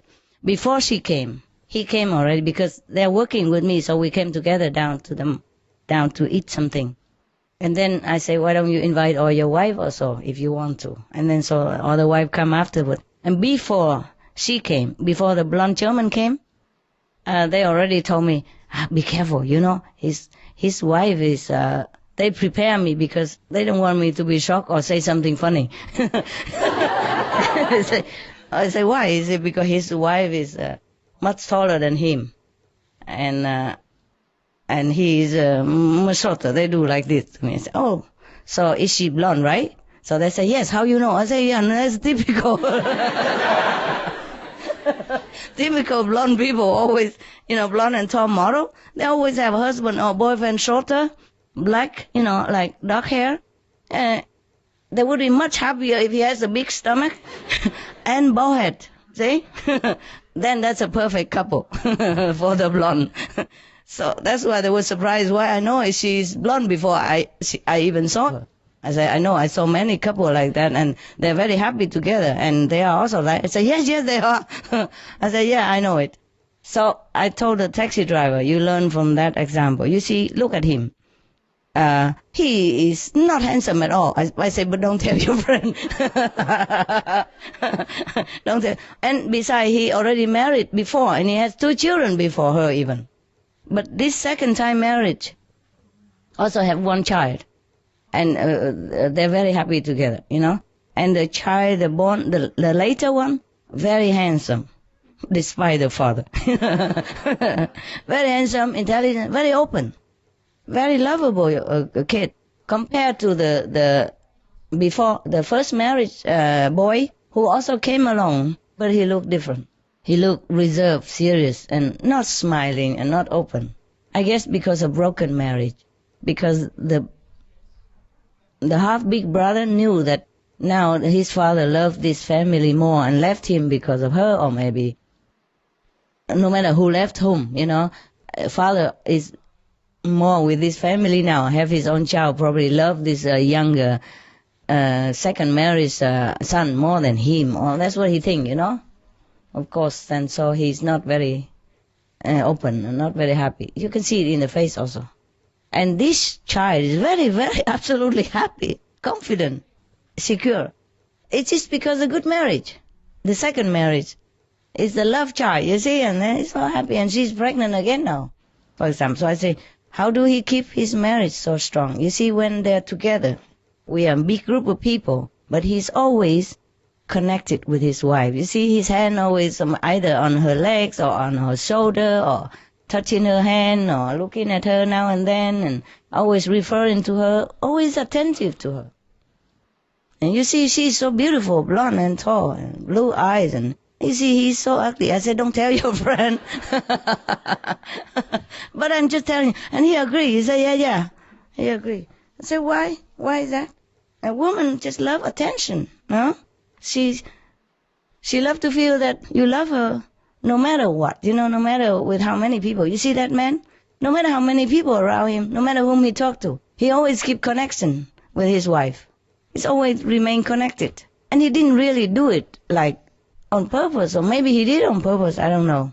But normally like that, ugly men, they're mostly more attentive to his wife because he knows he don't get another chance somewhere. And this taxi driver, he's a little bigger and probably he thinks he's more handsome. He's a normal, you know, not like that shorter guy. So he probably doesn't learn how to be humble, you know, or appreciative of his wife. So I say you learn from him. You see that?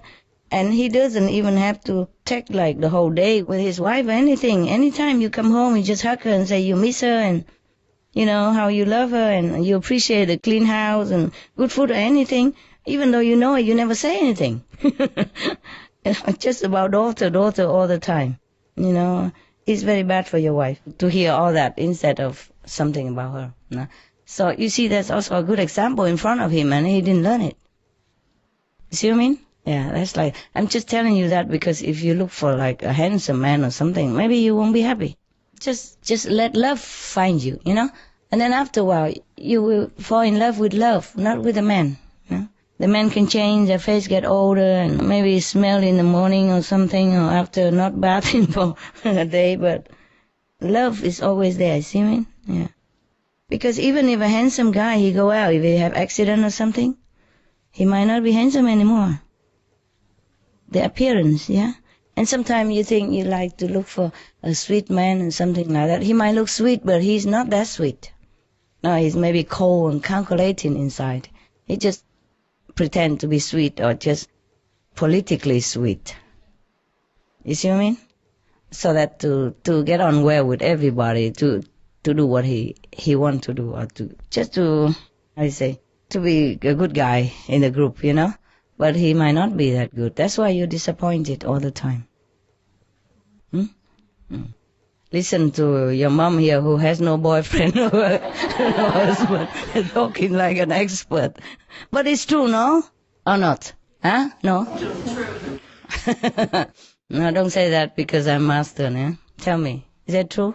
Yeah, okay. So sometimes the man don't look very great, but you see the good point in him, you know? Sometimes even he don't look good, but when he smile, look very good.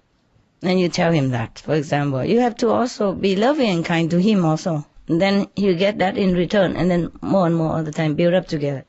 But if you expect too much in the beginning, then you're bound to be disappointed very quick and lose interest very soon. Master, just recently I did meet a very nice fella. Mm-hmm. Not good looking or anything, but inside I felt he was very beautiful. Mm-hmm. But the thing is that he's still unofficially divorced. Mm-hmm. So my heart just shut down because I knew that he wasn't divorced and I didn't want to have conflict with my practice. Mm-hmm. So I just shut down. Mm-hmm. Yeah, wait until he divorces and see if you can open again your shop. When will he divorce? No, I don't know. Okay. I didn't take it much further. So I do try to look for more the qualities rather than just the material or the physical. Okay. It's just that I don't know. I don't know what I do that frightens men. I don't know. Mm-hmm. Maybe it's because I'm too business orientated or independent. Yeah, it's true. You're too successful also. You're too independent and too smart. Also, that doesn't help either. Yeah. Man doesn't like smart and successful woman. No. You have to be less successful. Less intelligent. You know, like there's a very funny story about one of the Chinese residents told me some of the wife of that they know outside, you know. And normally when the husband is at home, then if she see like a cockroach, you know, she say, "Oh, cockroach." Then the husband say, "Leave it to me," you know, and take it out. But at home, if she anything, she just, you know, sweep it up herself. But if a husband at home, "Oh, I can't do that. I can't open this can." No, actually, a can is difficult to open. So instead of finding a man, I just buy the can opener. The jar, you know, the jar normally very tight. So I give you a tip even, right? Just buy those professional jar opener. It helps. So you don't even need a man for that. Or you use a gripping kind of hand plastic glove. And first you knock a little bit, or you turn it upside down, spang the bottom of the jar. And then you open easy, yeah. But if the jar is too big, you know, difficult. I don't know why I tell you about the jar, man. What's a boring thing. Yeah. Okay, so wait until he divorce. Maybe try again to see if it works. Okay. Yeah? And then, Master, about the Yeah, you know what? You say you try to look for a quality man, but then you try to look for a married man so that you can have excuse and tell me that, oh, he's married anyway. Subconsciously. No. Okay. Yeah. Right. It's quite embarrassing talking to you, Master. Why? Because I tell you the truth. And also because it makes me feel so, I don't know, it just feels awkward. Okay, awkward? Yeah. To me? No, and in front of all our brothers and sisters. Oh, who cares? Who cares? They know you already. You're famous for. You're a boyfriend collector. But actually, Master, what I'd rather speak to you about is, it's going to be 16 years this year that I've been initiated. Mm-hmm. And it's really been a wonderful journey with you. Yes. And my life has changed phenomenally. I mean, really, really, really enormously on so many levels. And even from a fun aspect and from a learning aspect. And even myself, I've noticed in myself how much I've really grown. Yeah. But Master, I still really have such a low impression of myself in terms of my spiritual practice. I still think lowly of myself. Why? Maybe because I don't love myself enough. You're not what now? Right. You're not high enough? That, and maybe because I don't love myself enough. And because I don't think that I'm worthy. You don't love yourself enough? But what is it that you cannot love yourself? I guess it's just, maybe I have a poor perception of myself inside. I mean, I know my qualities and I know that I have lots of good qualities and I'm loving.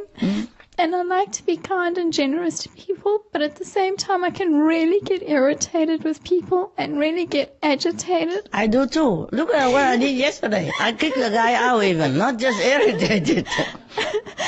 And the more I try, the less I seem to achieve. So, and then of course when I behave really badly, like if I lose my temper, then I immediately think to myself, I've been practicing for so many years, I've gone to so many retreats, and look where I still am. Yeah.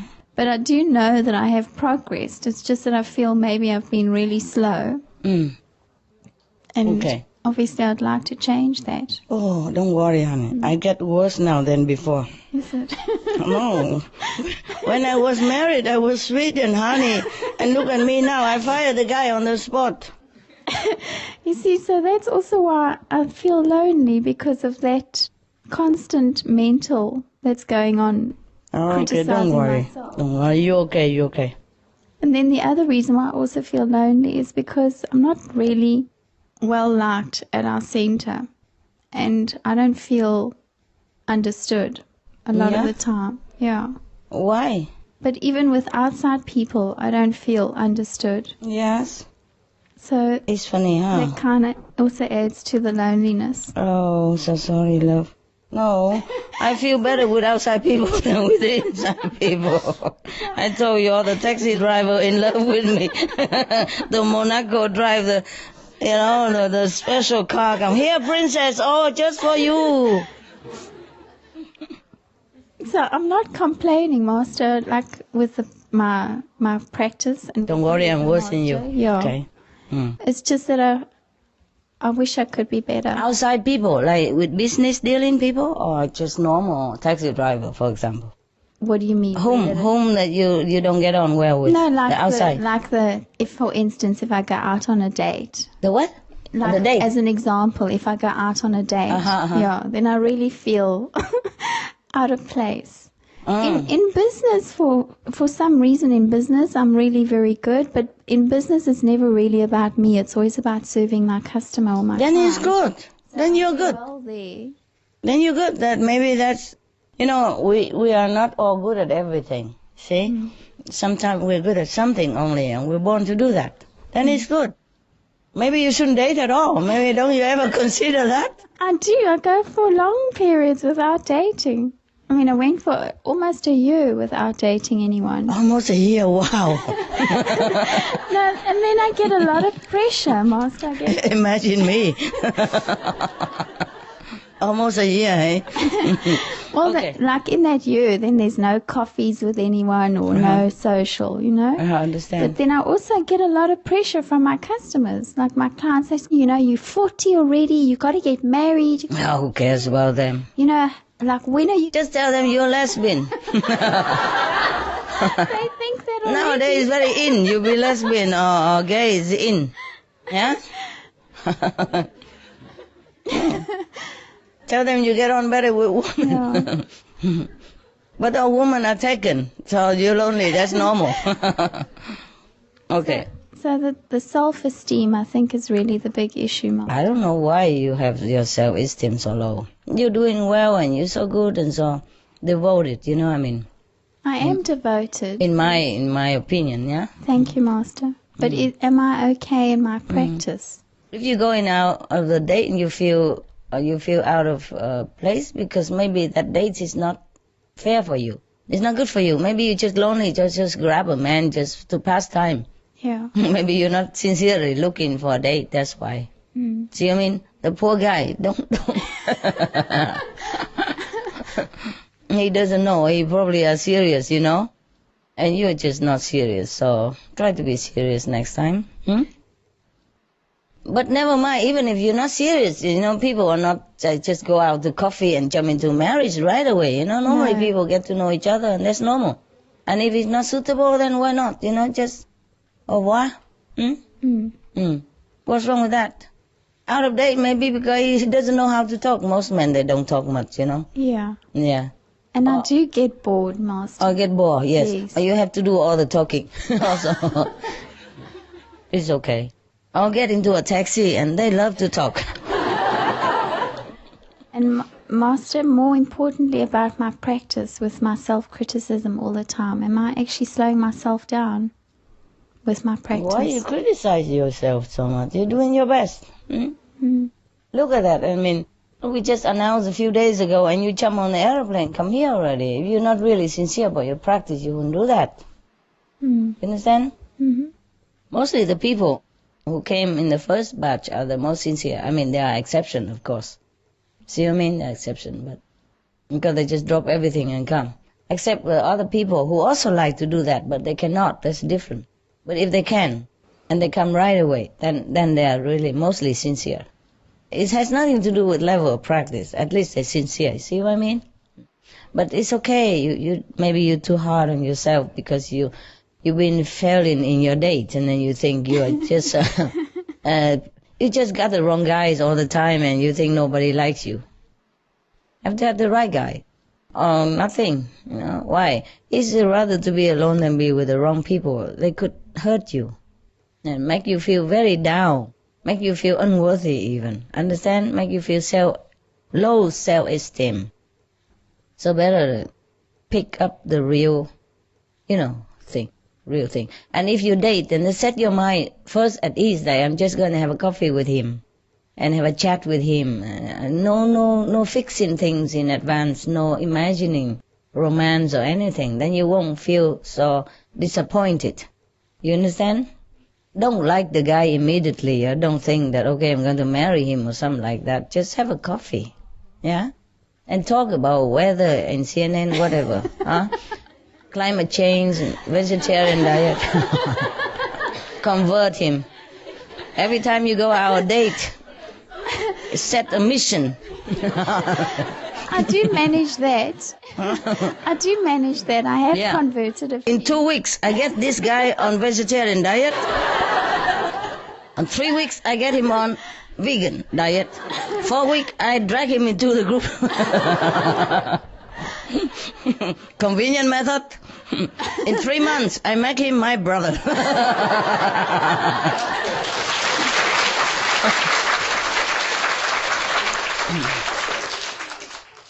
Then you have some goal to reach, you know. Oh, you're funny, Master. Crying. What are you crying? It's so funny. Laugh too much, tears now, huh? I thought you were crying. I thought I'm hurting you or something. Okay. Yeah. No? What is it so funny? This her life story is like that, always the same. Every time she come to me, it's another boyfriend and and some trouble with him. What can I do with her? I can only make fun, so she don't take it too seriously and crying all the way back home. It's nothing serious, really. Sooner or later you leave the man. I mean, we will leave this world, so don't take it too seriously. Men mostly they're stupid. Oh my, I'm sorry. No, I don't mean. I don't mean like that. I mean, they're not the way you expect it. They don't express the way you do. Women are more emotional, more expressive, okay? More sentimental. Men are not in this department. They are very stupid. They're good with driving car, though. I mean, they're good at something. And good with computer. They love gadget. They love machine stuff. At least it's something. No. Men are good driver, no? Mostly. And at least they can open a jar for you. That you cannot do. Huh? Yeah, I mean, if I live in a house with a male assistant, the chances that I always call him to open the jar for me. Because sometimes I move so fast to different places. The jar opener, I forgot behind. Then the chance that I can never open it. Even I wear gloves and tap in his bottom, everything I can still cannot open. So if there's a man, at least he can open jar for you. What are you complaining about? Huh? Hot water also helps to open a jar. Yeah, I know. I run it under hot water sometimes, but when the mouth is too big, my hand is small. Yeah, I know all the tricks. I just can't do it. If it's small, it's successful. Yeah? My tricks are successful. What I mean is, when it's not successful, then I have to call the male assistant, and it's quick. It's 100% that he will open it like nothing. So sometimes when I live in some place, there's no electricity, and maybe just solar light. But then you have to pump water sometimes. And the electric, generator, the man, they can just do it like this, zzz, and then boom, boom, boom already. And I'm working like in a gym, Whoa, and it doesn't move. It moves maybe, but it goes like that. It doesn't go boom, boom, boom, and it doesn't start at all. No matter how I try. The string goes out, okay, but it just goes ta-ta, and then nothing happens. So men are good at something. Don't be so disappointed. And look for this quality, a generator starter. Huh? I say jar opener. Master, can I maybe give her a bit of advice? Give some advice. She badly needed. I think if you stop looking, often things come to you. It will come. I told you, let love find you. See, just lonely, too lonely. Meanwhile, almost a year already. Sometimes you have to wait longer, no? I don't know why you're so lonely. Go in the mountain. Be alone. Yeah? No, I also get lonely with my family, Master. But you're lonely? Even with my family. Yeah, that's why you're lonely. I told you. You're lonely among people. Because I'm different, yeah. Yes, I know that. I'm different, I know that. So it is Don't worry. for them, Don't worry. You cannot be worse than me with my assistant. Yeah. The more assistant, the more lonely I feel. Yeah. Yeah. Yes? No, I wanted to talk to you more about my meditation. Yes. Because, when I listened to you on the videos and when you said you came out of your 100 hours, then I can feel this deep sense of longing to wish that I could do something like that too. So you go to the mountain. But Master, I really struggle with my meditation. My concentration is so bad. I understand. Because you work. I do. I push and every day I meditate. But really, for me, it's like work. It's not blissful enjoyment. The only time it's bliss is when I do see you, when I come to the retreat. Okay. Otherwise, it's all... I have to open this and they'll let you come every day then. Listen here. Why you come here, you feel good. Because here nobody reach you. No phone ringing. no expectation from you, nothing, no family member, nobody expect anything from you. The same if you go alone in the mountain area alone, or be alone somewhere without people who know you, that know you where you are. You know, without responsibility. Turn off the phone. Well, it was easy for me because in that area there's no phone. Phone don't work. Yes, the phone doesn't work at the time. But doesn't matter still. You don't let people know where you go for a while, at least for a few days. And if you can, then do longer. You feel different. Here also the same. Even though you are among brother and sister, but you know nobody expect anything from you. You are you're fully free of responsibility. That's what it is. At home, I told you, even with my dogs, they also love me very kind, and I love them so much, but they also are responsibility, and I have to see, oh, how come you're limping? How come you're scratching here? You know, how come you're so quiet today? If you bark too much, why you bark so much today? It is, and at home with your family or your dogs or you always have to be dragged into their world also. Yeah. You see what I mean? And so you are not completely free. That's why you feel good here. Not because you see me only, but because you know here you are free. Okay. Yes? Yeah. Just like also the same if you go into an unknown area, nobody know you. Also fine. But sometimes be alone, farther from the people. You feel more yourself. And then you can concentrate better. Even you don't have to concentrate. In the place that I told you that I didn't want to live, the moment you enter the gate, it's completely different feeling. The sound is just, you know, like, how to say, drumming in your being. You understand? You hear the sounds like there's a big orchestra going on right into your ears or your... I would love that. Yes, you understand that? Yeah. You understand that, you see? I haven't had that experience, but I understand, yeah. So find some place where you can feel that is your home, you know, your place that you can do retreat now and then. It don't have to have even running water. My place don't have running water, don't have electricity. Yeah, okay. I wash daily with cold water. Only when I take a real bath or shower, then I boil water and put it into the tub or whatever you have, or bucket, you know. You don't even have to wash every day. There you will feel clean. We only feel dirty mostly because of worldly, dusty contamination, and also people's energy. Yes. And the more you know people, the more you feel more agitated.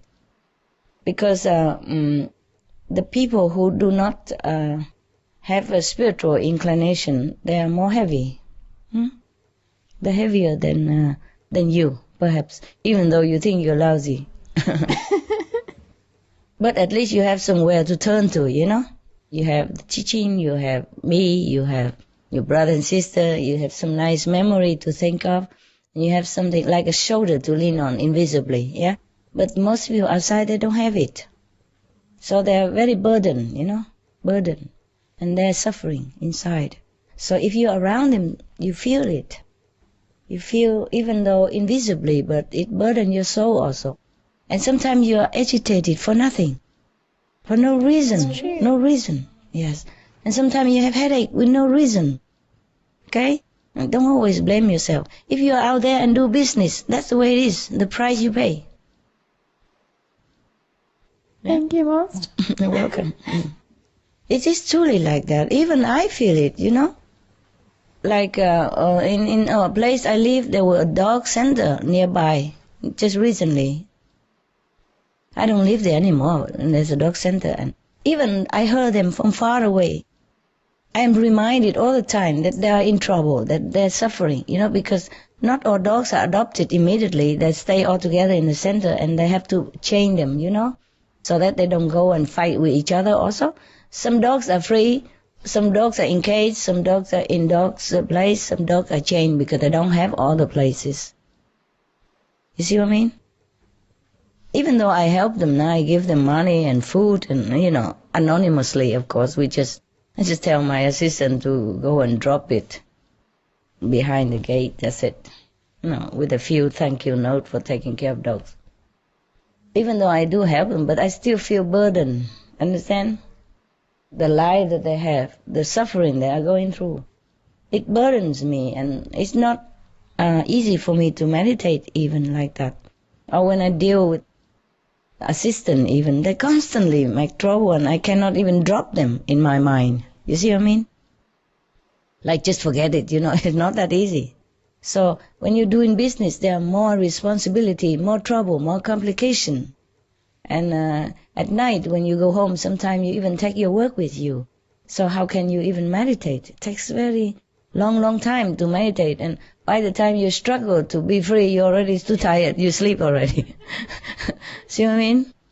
It's life like that. C'est la vie. Become a monk, do something. Save all your money and then go in the mountain, buy a small little hut, or don't buy a hut, just take a tent. Yeah? I go to my beach apartment for like 4 days and then I sit on the beach and meditate there. Then it's okay, good. I feel good there. Yeah. And if people there don't know you, it's even better.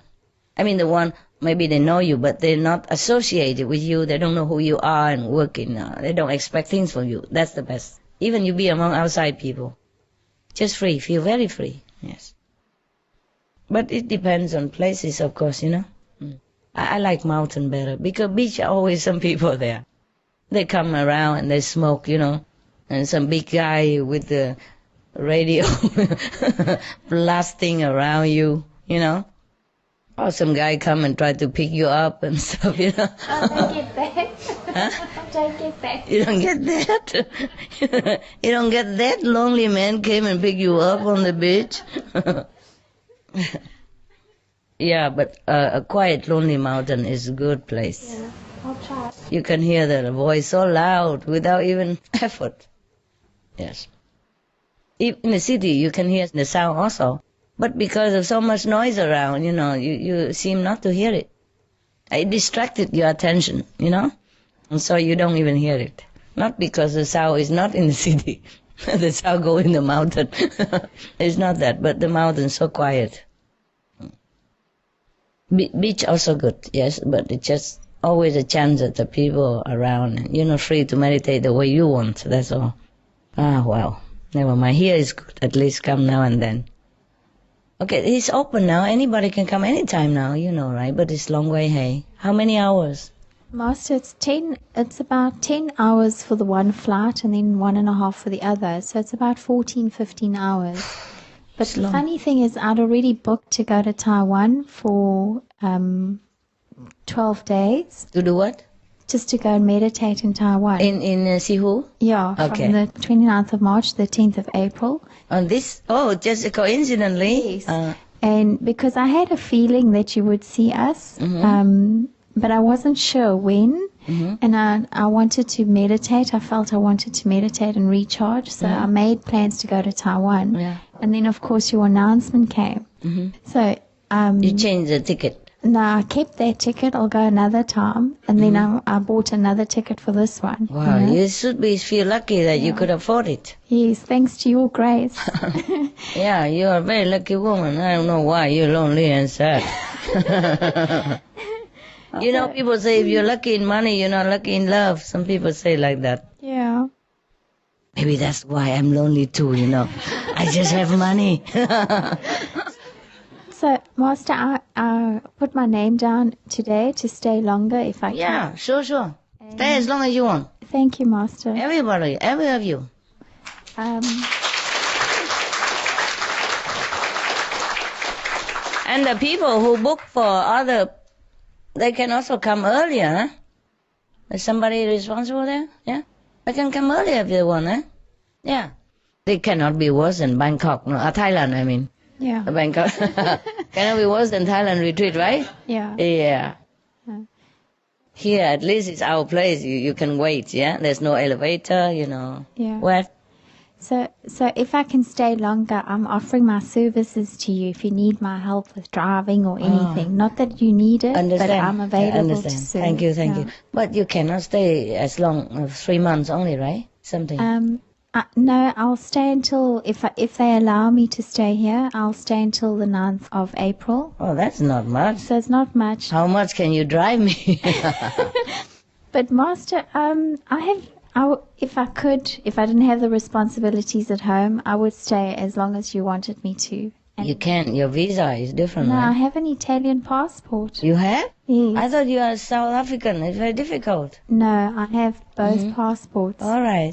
Of course. If you want, you could stay. It doesn't matter. It's your house. Thank you, Master. If you can afford to Yeah. keep yourself, it's okay. Just pay like $50 per room per day like everybody else. Like other hotel. No. It's your home, huh? Whoever can afford can stay, yeah? But we cannot accommodate too many people, that's all. Because the rooms are limited. And if we accommodate all of you, then other brother, sister cannot come. You see what I mean? That's all. But you're welcome if it's exception. Some people can always stay. You have Italian passport now? Then how can you live in South Africa? Or you have 2 passports? I was born in South Africa, but my late father was originally from Italy. So you applied for that? So when I was a young girl, my father registered us as Italian children. I'm a dual citizen, so I'm registered. A dual, yeah, that's why I and in asked. South Africa. Yeah, oh, that's wonderful. Yeah. That's very free. Yes. European passport is more free than South African. Congratulations. Yeah. Yeah, very good. Yeah. Good for you. But I don't have a boyfriend in my house available, okay? So if you want a date or coffee, it's very inconvenient. I don't coffee that much. I don't even coffee. I mean, you hear all the story that I invite the taxi driver and all that. But that is, how long since I met you, and that's it. You know what I mean? Yeah. So it seems like a lot, but it's not. Yeah. Just that. I can only date the taxi drivers. Or the bricklayers in my, who works for my place and stuff. Well, Master, I'm not lesbian, but when I'm around you, I don't need a man. You're enough for me. Okay. I believe you. Because you told me that you make up for me, I was scared. I have to put it straight to you. I don't want illusion, I don't want to give you a wrong impression. Yeah, I do make up all that for you, of course, but for man and for woman, for lesbian, for gay, all alike. Young and old. I love them all, yeah? I have nothing against lesbian, just don't less on me, that's it. Okay. I cannot bear. Yes, love?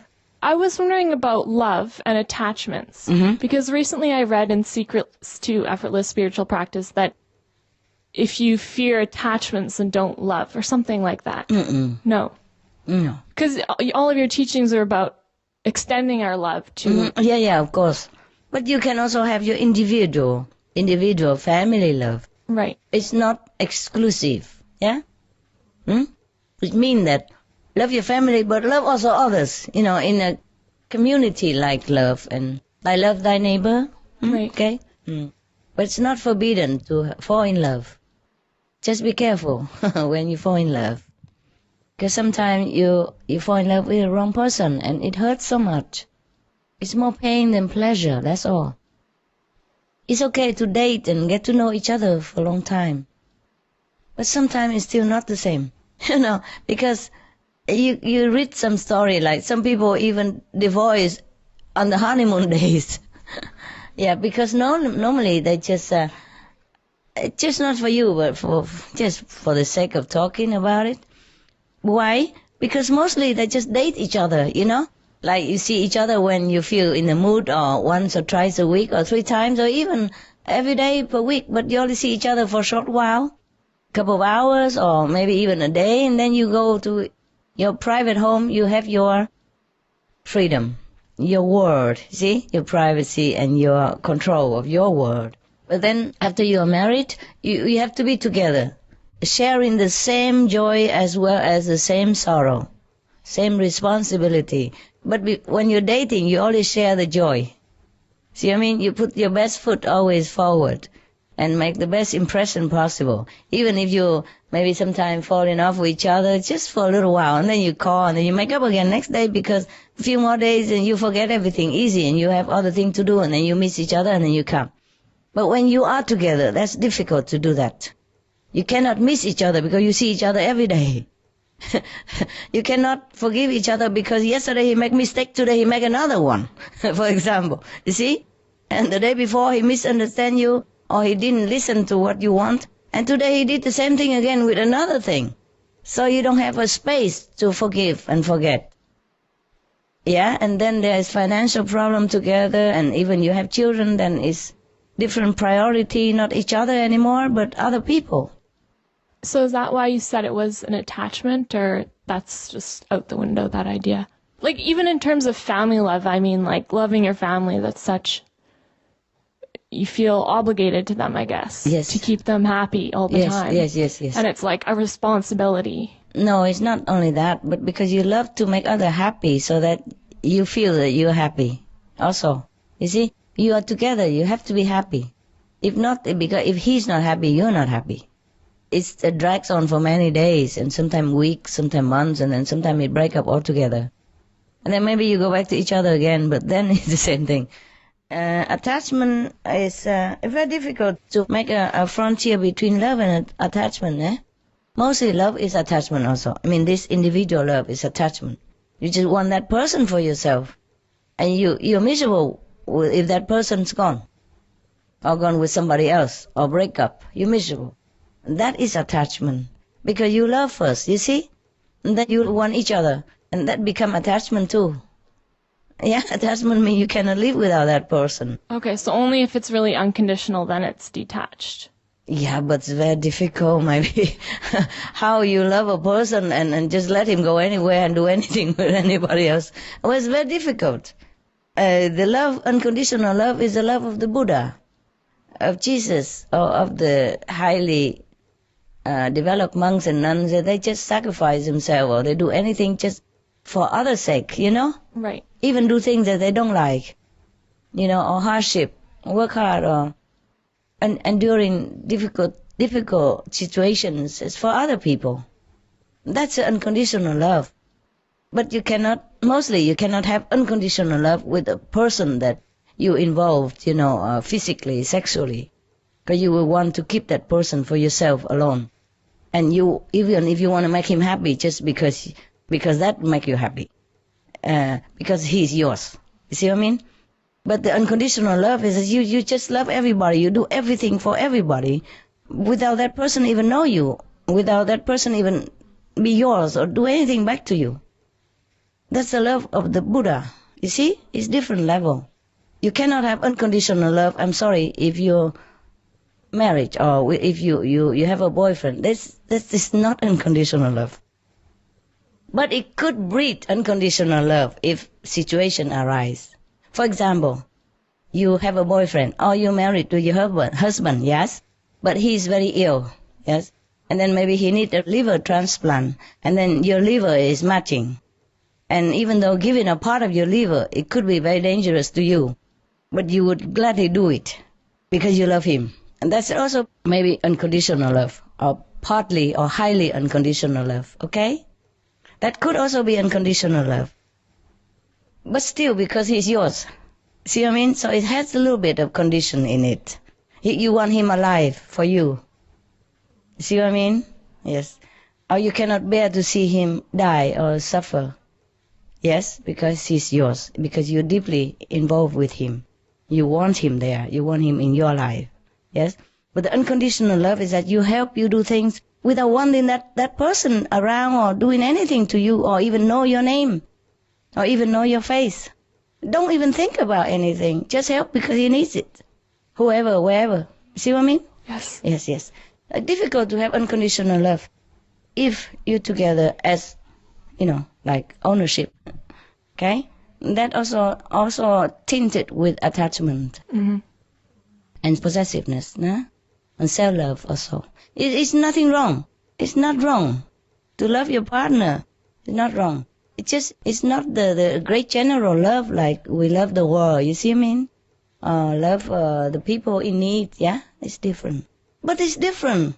Personal love is very deep and very satisfying also. Yeah, if you love each other, you live for that. It's very good also. I don't mean bad or anything.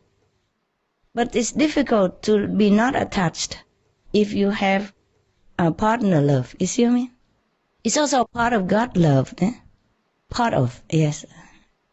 Any love is a part of God's love. Even if you love your enemy or you love your boyfriend, it's a part of God in him that you love, attracted to you, okay? Just don't forget always that he's also part of God.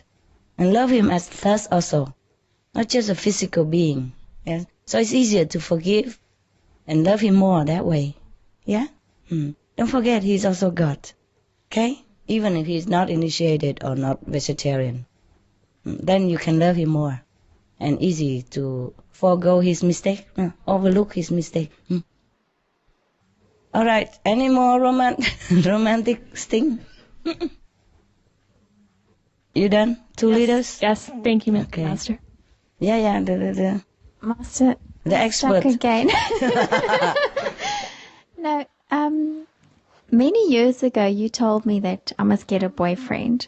I must? Yeah. You say I must? You told me I must get a boyfriend. I must get a boyfriend. Yeah, and then the one time I asked you, why do you say I should get a boyfriend? And then you said to me, well, why do you think? So then I said back, well, I think maybe because it'll make me more loving. So there's still a part of me that wonders about, is it true? Would me having a boyfriend, someone to love, make me more loving, which will be better for my practice? Yeah, I don't know, because you have tried many times already. I cannot swear anymore.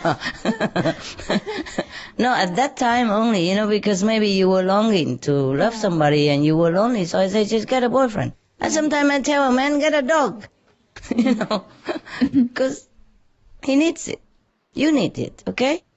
I just want you to know that you're free. You don't have to be so ascetic or anything.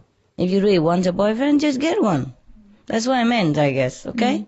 But of course, if you get a boyfriend, then you have to be more considerate. You see, if you are an inconsiderate person, then having a partner will make you more considerate. He will nag your attention all the time. You cannot just forget him. You cannot always think about yourself. You see, when you eat, you have to share the food with him. When you sleep, you have to share your bed. When you shower, you have to wait for him, because he's inside or he's shaving or something, or not shaving. See what I mean? Then that makes you think more outside of yourself. If you're not in a level of concentration enough to go inside, then paying attention to others or taking care of others, animals or human, is make you more considerate. But if you practice better now and you're not in need of a boyfriend, then please don't try too hard just because I advise you. If I tell you to die, you would? Blame me on everything. Yeah, the same. There's another assistant, he told me that you told me to have a girlfriend, Master. That's why I have a girlfriend. And I suffer. I say, come on, if I tell you to die, you die? He said, that would be very hard. I say, I imagine. I imagine. But it's not hard to get a girlfriend, is it? No. I mean, blame me for everything, huh? It's just our minds that always think you know better, Master. No, it's okay, honey. If you want to have a boyfriend, you have a boyfriend. Leave me out of it, okay? Okay. I just want what's good for my practice. I don't remember to tell you you must have a boyfriend. Maybe you just wanted to hear what you hear. Maybe I didn't say that. Maybe I say you mustn't have a boyfriend. And you forget the behind that. Maybe you were just teasing me because the next time you told me I must get married. Yeah. Yeah. Do what you want, honey. It's your life, okay? Do what you want. Thank you. You have the right to fall and rise. You have the right to have mistake and recover. You have the right to feel sad and return to happiness, okay? You have the right to experience with the life in this physical realm. And you have the right to even want to be initiated or not. And even after initiation, you have also the right to stay with us or you go. You have the right, everything. It's your life, okay?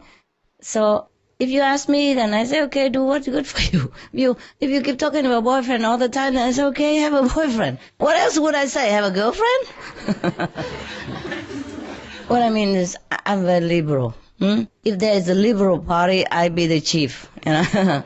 Yes, I believe in your freedom, in everyone's freedom to experience right or wrong. I'm just a guy, yeah? If you choose to follow me, it's good. If you choose to make mistake or do it your way or try it, or, you know, to see how it goes, it's okay too. Why not? Because if I keep telling you everything, then you have no life anymore. Yeah? You become like a rigid monk. Okay, meditate, eat, sleep, meditate, eat, sleep, work, meditate, eat, sleep, work. Nothing, no boyfriend, no. Have a boyfriend if you want a boyfriend. What can I do? I mean, if you're longing to have a boyfriend and I tell you not, this will make you feel worse. No? You feel more like inhibited, you know, like struggling even more. See? Because sometimes if you have too much of a thing, then you fed up. Then you stop. Okay? Maybe sometimes better that way. But depends on person, eh? Depends on person. Okay. What else? If you want to have... Oh, you keep talking about boyfriend all the time. No. Then I think you do want one. Master, you know, this is why I tell you about my lack of confidence in my practice. Because, because I know you can see my karma, so I know that you can see my... But it changes all the time, honey. It changes. Yes. It changes with yourself, it changes with the world. This is why I'm leaning out to you and asking you, because I can't see myself. So okay. I don't see what's good for myself. Like if somebody came out to me, intuitively I can sense for someone else very well. But when it comes to myself, my sensing is really bad for myself. Understand. So that's the only reason why I'm asking. Never mind. Have fun. Try him, and if it doesn't good, kick him out, get another one, whatever. Why can't you just leave the man alone and just be alone? Yeah? The more you practice, the less you need this kind of thing. Just sometimes you work too much and you stress out in the world, and then you are more overwhelmed by the karma of the surrounding. See what I mean? Then you go down, and then you really feel like you need somebody. But bear in mind that body might give you even more trouble than you expected. Because sometimes we think, okay, if I have a nice man who loves me and take care of me, then I feel better. But you feel worse. He might bring more trouble than you bargained for. See what I mean? So just let it go. Whatever it comes, eh? Okay. Don't ask me about boyfriend, girlfriend, or married stuff. I'm a little bit feeling strange about that, okay? Yes. Even if I have a boyfriend or a husband now, even if I do, for example, even if I do, I don't, but if I do, I still feel very strange then. See what I mean? It's a different kind of, I don't know, different kind of thinking, different kind of level. And mostly, even now, you know, when I hear people talk about I have to take care of marriage or children, I feel a little strange from me, you know. I mean, why do we have to talk about these things? What is it there, you know what I mean? But for most people, that's the most important thing in their life. That's all they talk about. See what I mean?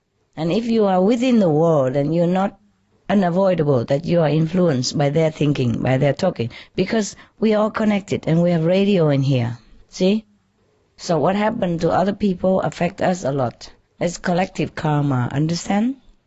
So don't always blame yourself. It's a price to pay for being in the world. For being, working there and being successful or not successful. Being in the pot, in the mixing pot. Yes. Okay, anyone else? Love, romantic, married, behind there?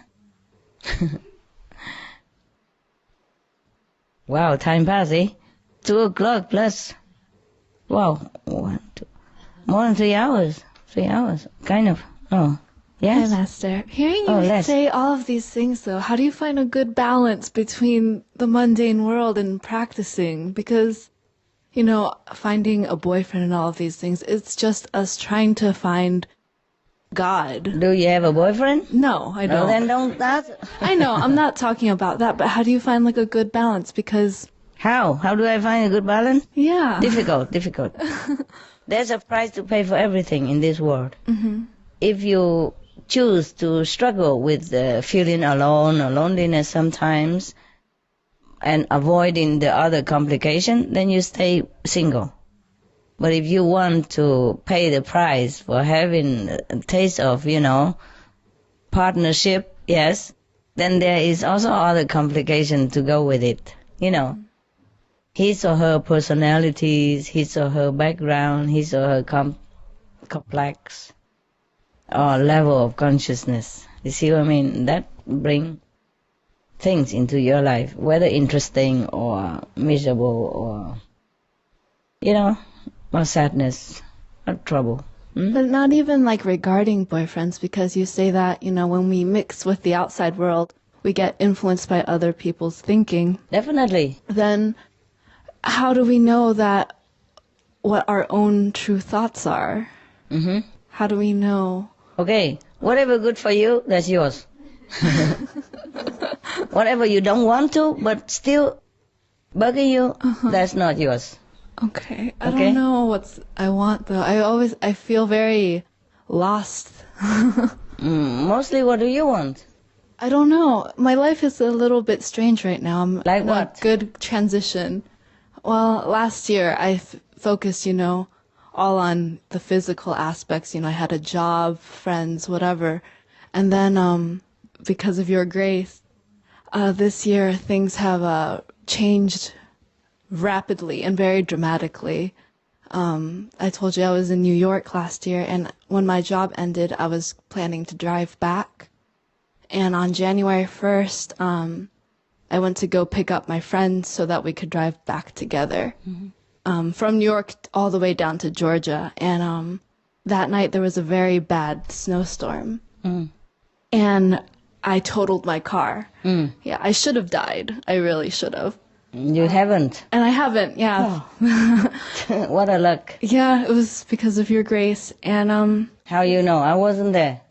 I just know because the car was completely totaled. Understand. Normally, people would have died or badly injured or paralyzed. Exactly. Yes. And I only had like a scratch on my hand, and that was it.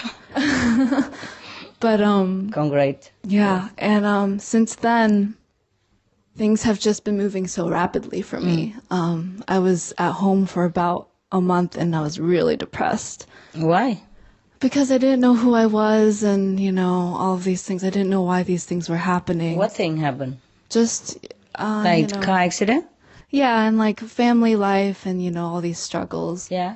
And then I went to Cancun just for a retreat for myself, and I felt like I was reborn there. You know? Good. I came back home, and I felt like a clean sheet of paper. Oh, good. And should go to Cancun more often.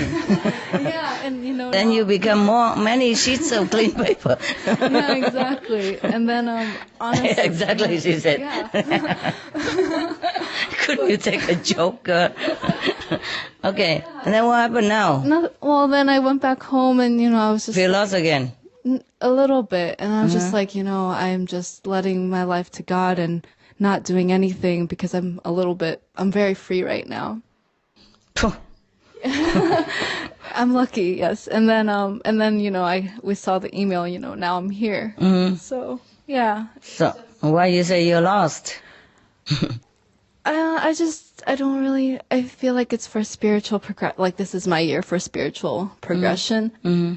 But, my mind is still always wandering, like, should I be doing more? Should I be doing less? Why bother? Just do what you want, then you know.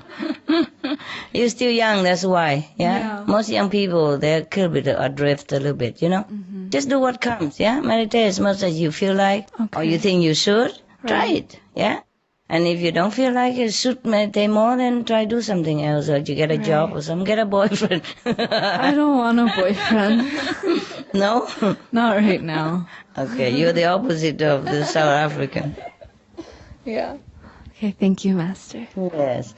Hey, are you still working? You say you want to stay here. Can you stay long?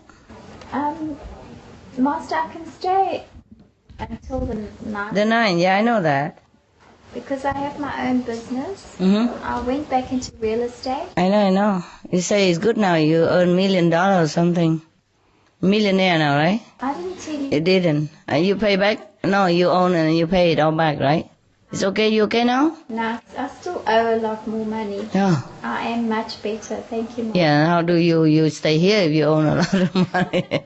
Go back to work, that's it. No, because, I mean, there's enough money coming in to allow me also to have the space. Yeah, it's okay. Because this is really important for me, Mom. Yeah, of course. What I mean is, you do retreat, but then you go back to work, yeah.